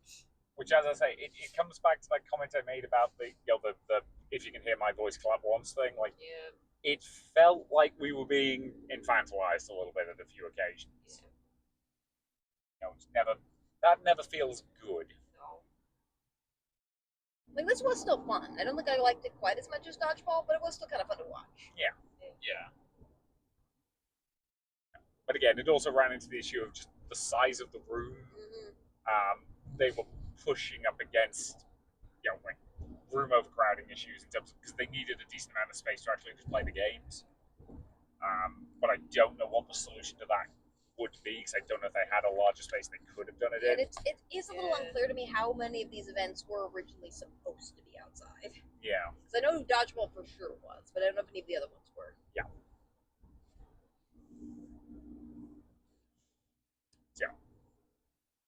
So if memory serves, we contemplated staying late that night for Whose Line Is It Anyway? Well, we did stay for Jackbox a little We bit. did. Yes. Yes. We went over and did some Jackbox. This was in the video game room. Mm-hmm. I think if I remember right, we watched one match that happened. Some seats opened up and we grabbed some seats, and then it started a round of Murder Trivia Party. Yeah.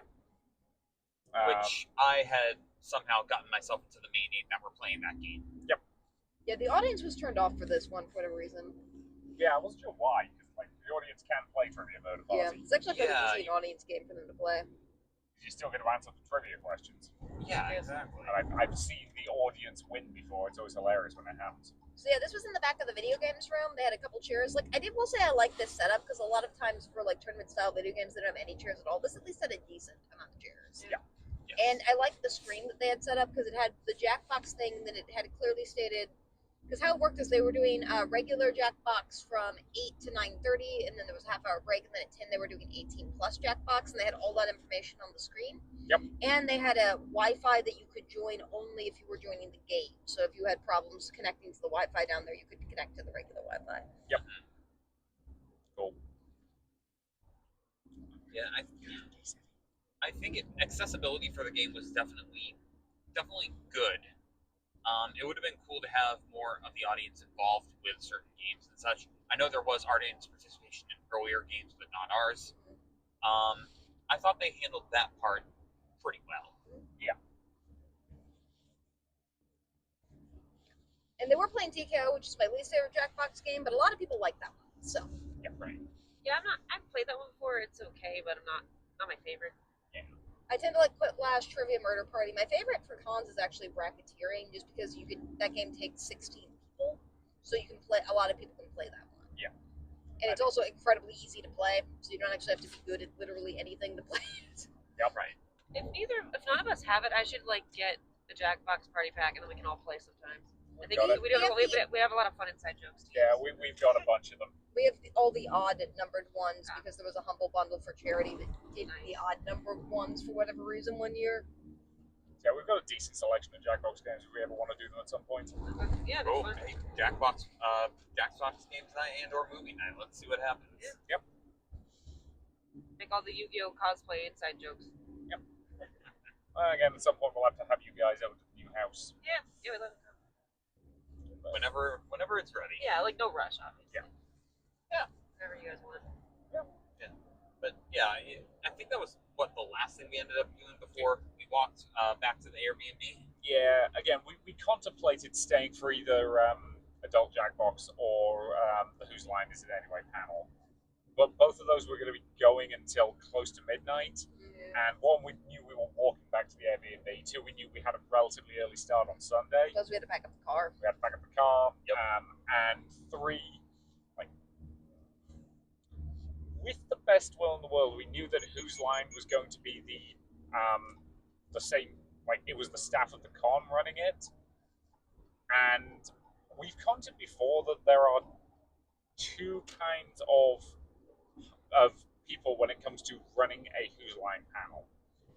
And one of those types of people that you frequently see, and weirdly I've seen it most at anime cons, is people who seem more interested in making each other laugh. Then putting on a good joke for the audience, you're getting audience participation or stuff like this. And this group seemed like they would lean more to this type because during A Quiet Place, they specifically did a round that was staff only, even though there were people in the room who still didn't have a turn to play the game. Yeah. Which also, they should have noted that once they started the staff only round, 90% of the room cleared. Yeah, a decent chunk of people left at that point. So yeah, so we decided that given everything else, it wasn't worth staying that late for it. So at that point, we walked back to the Airbnb. Yep. Again, nice to be able to walk to the Airbnb. It wasn't even dark out yet. I was expecting it to be dark. I was surprised. Yeah, it was 9:30, but I wasn't really Not mad about that. Yeah. But But it was cool by that point, so it was kind of pleasant. So wandered back to the Airbnb, chatted for a little bit, and then went to bed. No karaoke party this time. Yeah. Yep. A lot of slightly creepy, creaky, haunty noises, but other than that, it was fine. There's some people walking around upstairs, but other than that, it was fine. Yeah. Showers was decent, though. Yeah, I would honestly use this Airbnb again if we're ever in Kalamazoo again. If it doesn't curse us, we'll see how the Yeah. next 6 months go. Yeah. Like maybe. next time I go, if it's the same, if the upstairs apartment is identical to the downstairs, I might go upstairs next time. Because we'll have to do with less noise. Alright, well It's maybe probably harder to load and unload the car from the upstairs Yeah, one. but that's your job, so I don't have to deal with it. maybe Doki Winter. We'll see what happens. Yeah. Wait, Yeah. are they hosting that this year? I don't think so. I don't. As They far as I know, normally they only do did it it one on. year. I'll check to see if New Year's is on a weekend this year, but Yeah. So got up this morning at 7:30ish. Yep. Packed up the car, did all that jazz because we were aiming to be at the con by 9. Because there was a 9 a.m. panel we wanted to do. We ended up getting there at 5 past, 10 past. Yeah. Yeah, that was perfectly fine, honestly. Yeah. Because the first panel we wanted to go to was the Star Wars Wheel of Fortune. Which, when we got there was one person in the audience. and we were late. And we were late. This was my fault this morning. That's alright. So yeah, we got to join in. Specifically, Bridge and I joined in as players. Yeah. Well, I thought it'd be more fun. Like if it was us competing against each other, it's kind of lame. So. I know a decent amount of Star Wars. Plus, that way I could sit next to James and whisper the answers to him. Yeah, which you had a good eye for that type of stuff. You picked up on answers well before I did. It is easier when you're in the audience than you're actually playing, even in a room like this. But I figured this would be a good experience if you didn't play a lot of game show panels, because there's no one in the room, so you don't really have to worry about stakes or anything like that. You can just have fun with it. Low pressure. So, yeah, and I ended up winning quite handily. Yeah. Mostly just because at one The point. wheel. Yeah, mostly just because. 20,000 points, sir. Yep. Wasn't your total score $35,000 or something? 33,000. Yeah. And I think the next highest person had 2,000. Mm-hmm. Now, to be fair, as I said, 20,000 of that came from one spin of the wheel. I also don't the host. I think did a good job. This was the same host as the Family Feud panel, Mm-hmm. but I do think they were a little bit unclear on the rules sometimes. Bridget was pointing out that you could only typically only keep the money that you bank if you solve the puzzle. That's I think how the show goes. Yeah, It's it how the is. show goes. Yeah. And similarly, like if you hit bankrupt, you don't lose money you've already banked from a previous puzzle. Yeah, right. It's just the ones you have in that turn. They also had it where like when you bought a vowel, you didn't just pay for the vowel, you like got the money back from buying the vowel, which was a little weird, but fine. Yeah, it's fine. And there was 3 people in the room and 2 audience members who knew people. I don't think it was that serious of a game. It was fun. Yeah. I liked it for what it was, though. Oh yeah. Yeah, it's Yeah. fun. Very I- lighthearted. I think she was probably glad we showed up because there was only one other person. Yeah. So Yeah. 9 o'clock on Sunday of a convention is a tough spot. It's Yeah. a lousy time slot to get stuck with. Again, like yeah. I freely admit I was deeply amused by their choice of noise for if you guessed a letter that wasn't in the puzzle, Mhm. which was just Jabba the Hutt chuckling. Yep. Yeah, They Oh. put in a lot of cool sound effects with this, the Cantina like Band they song. did, yeah. That was Yep. fun. And I will say, somebody who's never seen the, like, actual Star Wars, I've seen a bunch of other Star Wars based media, but never the original trilogy. It's a long story. It's not really that long, I just hate it. It's like, I could still get the questions, and I thought they were paced probably right. So, Yeah. I was really proud of how I did on the beginning and end round. Which, if you're not familiar with the rules of Wheel of Fortune, beginning and end basically means they're giving you 2 phrases put together where the last word of one phrase is the first word of the next phrase. I got that with 1 letter added to it. Good job, honey. Yeah, but I eventually figured it out, and I was very pleased with that one. That was Yeah. the one that got me 20,000 points. Yeah. Because I was looking at it going, okay, what is going to get me the most points here, even though I just got the 10,000 spot on the wheel, and I went, I'm going to go with X. And I did notice the person who was playing with me give me a kind of, really, you went with that? That's a weird choice. And then it popped up with 2 of them. So like, okay, you know exactly what to do. Yep. That one, it was Yeah. like, I'm going to solve this puzzle. Because it was First Order 66. Yeah. Yeah, I wouldn't have gotten that one. Did you have them playing, Bridget? I did. It's funny. I was never somebody who used to participate in like panels very often at cons, and like I don't know if it's because like you guys have gotten us more involved in them, or just maybe I've just become more outgoing as I've gotten older. But I find myself wanting to volunteer for these things more often. So and I usually have fun. So Awesome. Think Out One Project really opened the door for that one. Yeah, that was throwing you in the deep end. Yeah, that Sorry was about a deep. Yeah. I After that. mean, you guys have really done a great job at making us more comfortable. I mean, I would say even for me, as far as OhioCon and throwing me on the stage for improv, Richard. You're welcome. That was great. Are you kidding me? Oh god, at some point, in all honesty, like I know you guys aren't furries, but if you ever wanted to do a Who's Line panel Yeah. with audience stuff, you could not go to a better place than the average FurCon to do it because they love doing that stuff and they are the most like friendly, welcoming audience. So, Good enough. Keep that in mind. Sorry. yeah, good. Yeah, it's fine. So, I know something else that does that. you That don't need joke's to know. gonna make any sense. That joke is not going to make sense unless you can see what was going on the backseat of this car. So anyway, at that point, that panel ended a teensy bit early, just because one, a couple of the puzzles we got fairly quickly, Yeah. and 2, just again with that few people in the room, there wasn't a lot of there wasn't really anything going on to delay the panel in any way, so we moved through it with a reasonable clip. I still think it was well paced. So at that point, we basically headed to. We decided we would head to the swap meet. Oh yeah, how about that? So the swap meet was in main events. And it, like pretty much all AnimeCon swap meets, it was crowded. Yep. Yep. They Yeah. pretty much always are. Yeah. It's basically a giant anime garage sale. Felt a little more compact than other swap meets we've gone to. More specific examples include the flea markets and swap meets at Colossal Con Prime up here in Sandusky. I liked walking around. I liked seeing a big variety. I know there was as you expect, there's one large vendor in the corner that had all pop figures. But just seeing a bunch of other stuff too, like one guy had a bunch of video games. You had your Pokemon TCG vendor. You had people selling fabrics and parts of cosplays. It was pretty cool to see just a wide variety of people from the community come out and just vent and see if anyone wants to share the wealth. And stuff at this event, I would say I can't speak for all of it, but most of it seemed like it was pretty reasonably priced for garage sale style prices. Yeah. Stuff. It did, yeah. Yeah, I would agree. Yeah, I didn't find anything in particular that I wanted to get from the swap meet, but it sounded like they did pretty well. I saw a lot of transactions happening, so it's good. Yeah.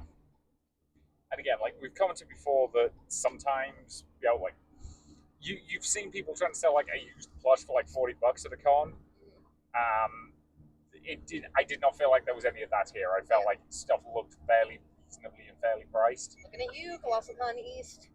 And to be fair, if it's a rare plush and it's used, maybe $40, but. Right. Speaking of which, we're passing by the Kalahari sign on the highway. Oh, yeah. Yeah. Go figure. I kind of want to drive by and just look at the empty parking lot.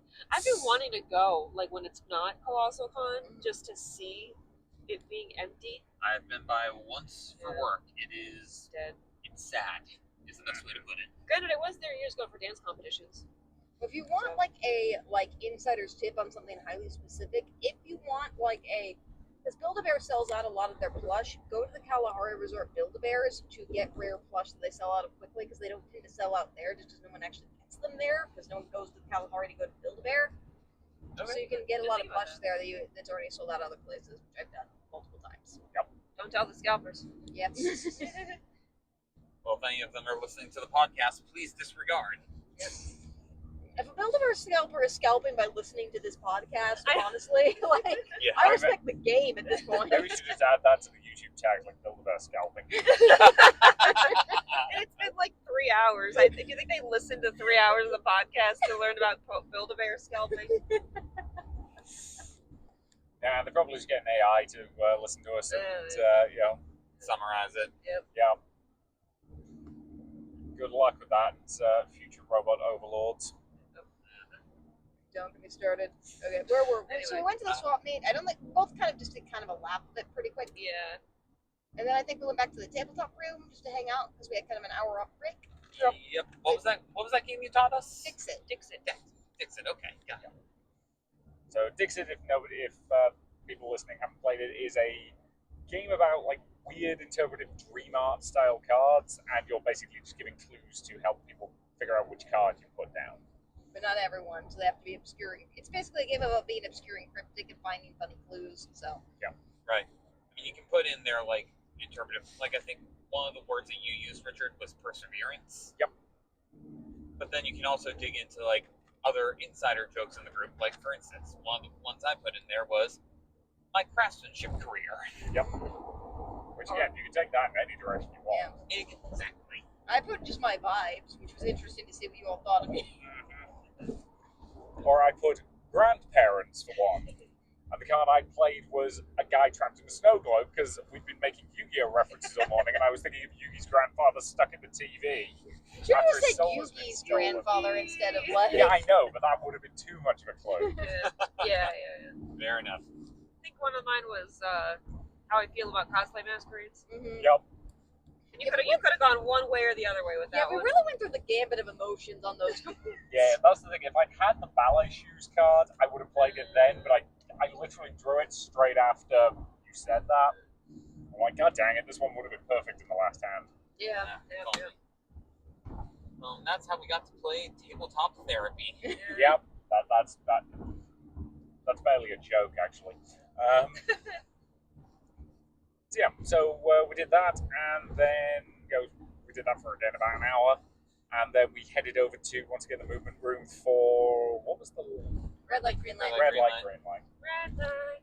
Which I actually did like that so they had the normal red light, green light. I'm not going to explain the game red light, green light because it's intuitive, and if you're over the age of 5, you know what it is. Yep. But I like that they had variations of this because normal red light, green light isn't like spicy. They had a bunch of variations of like you had to crab walk across, you had to you guys did a wheelbarrow across. That was yep. difficult. Richard, you and I did army crawling for the Yep. second round. Yeah, and you assholes got video footage of it. I well, did. it's only fair. I got video footage of them doing their hops across Yes. the room. Yeah. I love it how the team lead, because the team lead's picking people. Like, I ran over there in a ball gun to the hop. Can you do this? I'm like, it's hopping. I think hopping of the ones that have been suggested so far is like the safest one. Yep.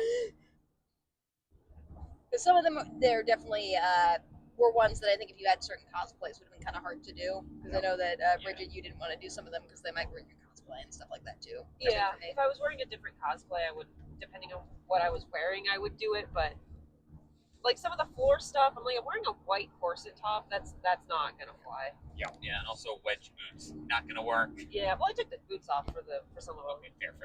Well, I think this one was also helped by it had about the right amount of people that there was enough people in the team for each round that members could trade out. So like people who didn't feel comfortable doing certain ones could do the like easier ones. The team leads I thought were pretty good about trading out who was playing. Yeah, they did try to pay attention at like who was fresh, who hadn't played, just come in. Who could only do certain ones. Yeah.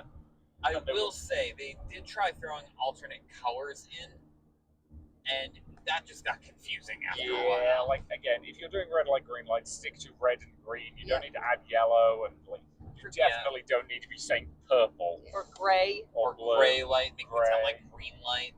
And this was another one where the judging on it, because they did have like staff members judging who got in and who got out, was just it was a little random at points, Yeah. which I don't mind You got because it was robbed in the stupid. grab walking one, JP. You did. Yeah, Like, I you didn't did. understand why they were sending you back. Yeah, I didn't quite understand And that. they did it because I was crab walking, and you're supposed to do your pincers while you walk and stop when you stop. But you were doing the pincers. That's what I thought, but I wasn't. Apparently, according to the judge, I wasn't.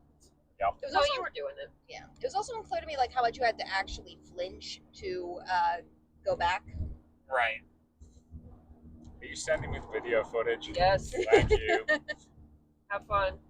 Yep. I think one might be above the file limit on Yeah. Discord, but Because there were definitely a couple times where I was on my toes where I couldn't tell if I was flinchy enough for it to count, but no one called me on it because it was in a giant ball gown. Yep. Also, I was supposed to walk on my toes. see, I wanted to do that one. Yeah. You got a ballerina over here. Like, Yep. I would have nailed that. Pretty easy. Yeah. And again, like as I said, like you got ballet training, I got martial training, and You and I would have been good. yeah, we would have both been Yeah. fine with walking on your toes one. Yeah, I was on my toes the entire time. I- First system. I don't doubt that. You can tell because I'm shaking in parts of it. Yeah. But yeah. No, this was generally fun, but again, there was also still that ongoing irritation of the If you can hear me, clap once. which I think by this point was starting to give Bridget PTSD. I was literally stamping the floor at that point. Well, I Yeah. started doing if you're happy and you know it, clap your hands, and you started stopping your feet. It's like, Yeah. I did it partially for comedic effect. Yeah. It was a good joke. It was. Well, it's like, did you really need to do this again? Yeah. It's just like they do it every single time. No, like anyone's just like doing because after every round, people go over to the sides and talk to their friends about how the round went, which is a very natural thing to do. And then they immediately demand your attention again, as opposed to giving you like 2 seconds to just do that. Right. And if they had explained the rules the first time, Yeah. they wouldn't have had to stop and get everyone's attention every single time the round ended. Right. Well, that's like the other thing is I don't think they had a very good system for people asking questions because like some people like to ask like 20,000 questions about this, some of which are jokes, and it kind of bogs down what's going on. Whereas like one time you had a question, James, you just went up to somebody privately and asked them, which I think is really the way to kind of handle it if you have questions. Yep. Did a good job of that. Yeah, that's at least what I thought was right in that regard. But yeah, I guess so. Because yeah, there was one round that I think the two of us were volunteering for, which was just an extra long round. But they jokingly said before that it was burpees. Oh yeah. If I was not wearing this cosplay, I'd have been like, yeah, let's go. Yeah. Whereas I was in a ball gown. I was not doing burpees in a ball gown. Not trying to do burpees either, and I'm the one that's wearing jeans today for my cosplay. If I'd worn gang today, I would have maybe done it. Could have done that. Yeah. There. So That was the last thing we did, though, right? Yeah. Yep.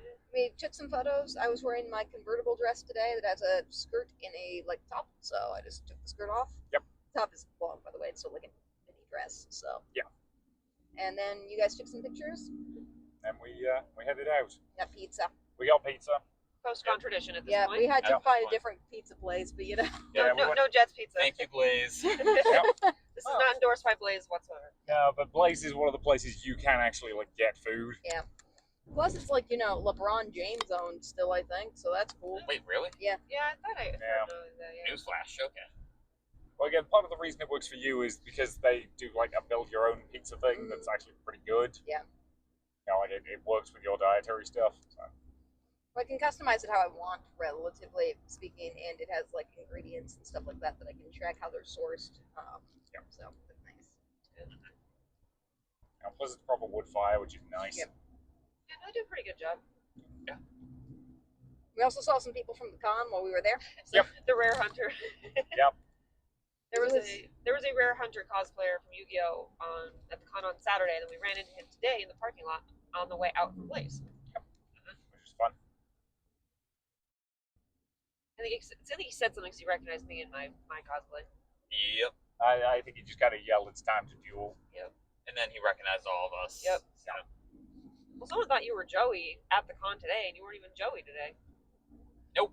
We were next to a mine, so. Yeah. Yeah. And you had been cosplaying Joey most of the weekend, so. Bingo. So yeah, so that was DokiDoCon 2026. Time for the stuff we didn't do segment. Yes. So, obvious thing, the Harp Twins were here, and they were doing several concerts. We did not go to any of those concerts. They were also doing a special double act event with another pair of twins, because apparently twin musicians are a fairly common thing. Not judging, just kind of an interesting phenomenon. Yep. But I know the Harp Twins are very popular. Yeah, so they were with the Wolf King twins. Yeah. Some cosplay type panels. There was a sticker swap. It was a highly specific dating game panel for the Monster High dating game thing. There was some DIY workshops. Yeah, bunch of karaoke going so I certainly remember on Saturday the karaoke was from 8 p.m. until 1 a.m. Which, if you feel like doing karaoke until 1 in the morning, more power to you. Like we did briefly contemplate going to karaoke, but you don't like karaoke terribly much. And by the time we would have been joining it, the wait list would have been considerable. Because I know the guy who was running it. He does do a very good job of running it, but the way it basically works is you sign up with a Google form. You give them a link of the thing you want to play on YouTube. They pull it up and you sing it. And it also creates a spreadsheet that they just pull the things from it. It does actually work very well for con karaoke, because it means as long as the song you want is on YouTube, you can do it. But it does mean that generally speaking, if the room is fairly full, people are going to sign up quite quickly, and you're going to end up with a long wait. So if you come in an hour after the event has started, you're probably going to be pretty far down the list. And sometimes they'll manipulate it so that if people who've sung people who've sung before, and then some new people join, they will move the people who've sung before further down the list so that new people have a chance to. But depends how busy they are, ultimately. Usume panel. There's a panel on how to hula. That's cool. Cool. Candy bracelets. Those seem to be a fun thing that you could, or a lot of kind of in the con scene at the moment is making trading candy bracelets. Yep. Warrior Cats panel. Developing themes in your art panel. Black Butler. Again, I'm not going to list everything because it would be very, very boring. Some panels by the special guests. One of whom is named Adam Gibbs. Check this on the website. Foam crafting. More DIY stuff. Yada, yada, yada. Yep. Anyway. Yeah, what I would consider a fairly standard suite of anime con panels. Things, yes. That's fair. So, top favorite con moments? We're probably going to do this a little bit different because 12 moments between the three of us for a 3-day con seems a bit much. So Yeah. Two top favorite con moments each seems reasonable. Okay. Yeah, that works. Oh, it's going to be hard. Well, we can start if you guys want to. Why don't you guys start? You guys might take some of mine, but I will inspiring somebody by wearing a Phantom of the Opera cosplay to watch Phantom of the Opera. That was pretty cool. that is cool.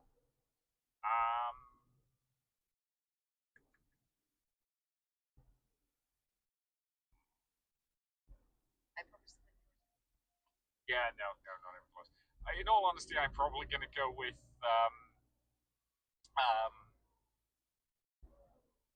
First Order 66. Like, I was proud of myself for that one. That was a good That was one. good. Like, I know you got it before I did, but at the same time, I was happy with getting that one. And I was not playing, so it was on easy mode. I guess I'll go next.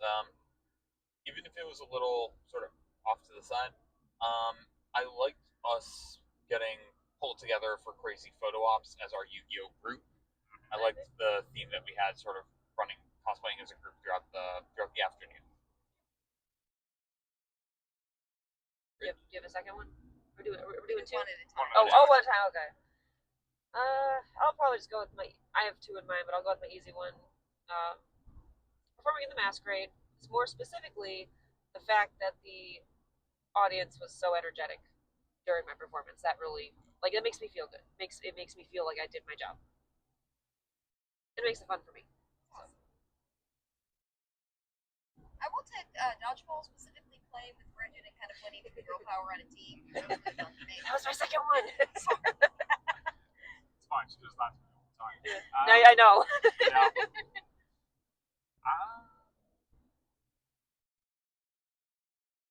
I'm honestly gonna go with the prom. Like, I had a lot of fun in it. It was like, it was nice to have the free food. Like, I might have done a little bit more dancing if I could have put in a couple of song requests, but again, I enjoyed it. I had fun. Yeah. It was a good time. Funny enough, that was going to be my second. That might have been my third since you took mine, Yeah. Caroline. I think personally for me, it was just fun running into so many people that we recognized. But, Dang it! I was know, like, sorry. This is why you gotta go first. You gotta get ready with like that first one. sorry. I know most of the friends and connections through the cosplay community have been through you going to different masquerades and running into People Bridge, but just not knowing that they were going to show up or not knowing that we were going to show up and just running into them, I think was awesome. That was nice. Yeah. Well, we didn't mention it during the dodgeball. Was it dodgeball? Yeah, it During was the dodgeball dodgeball. game, we ran into another con friend who usually frequents the Detroit cons, and we didn't even know he was going to be there. Yep. All right, so I got to pick from the bottom of the barrel here.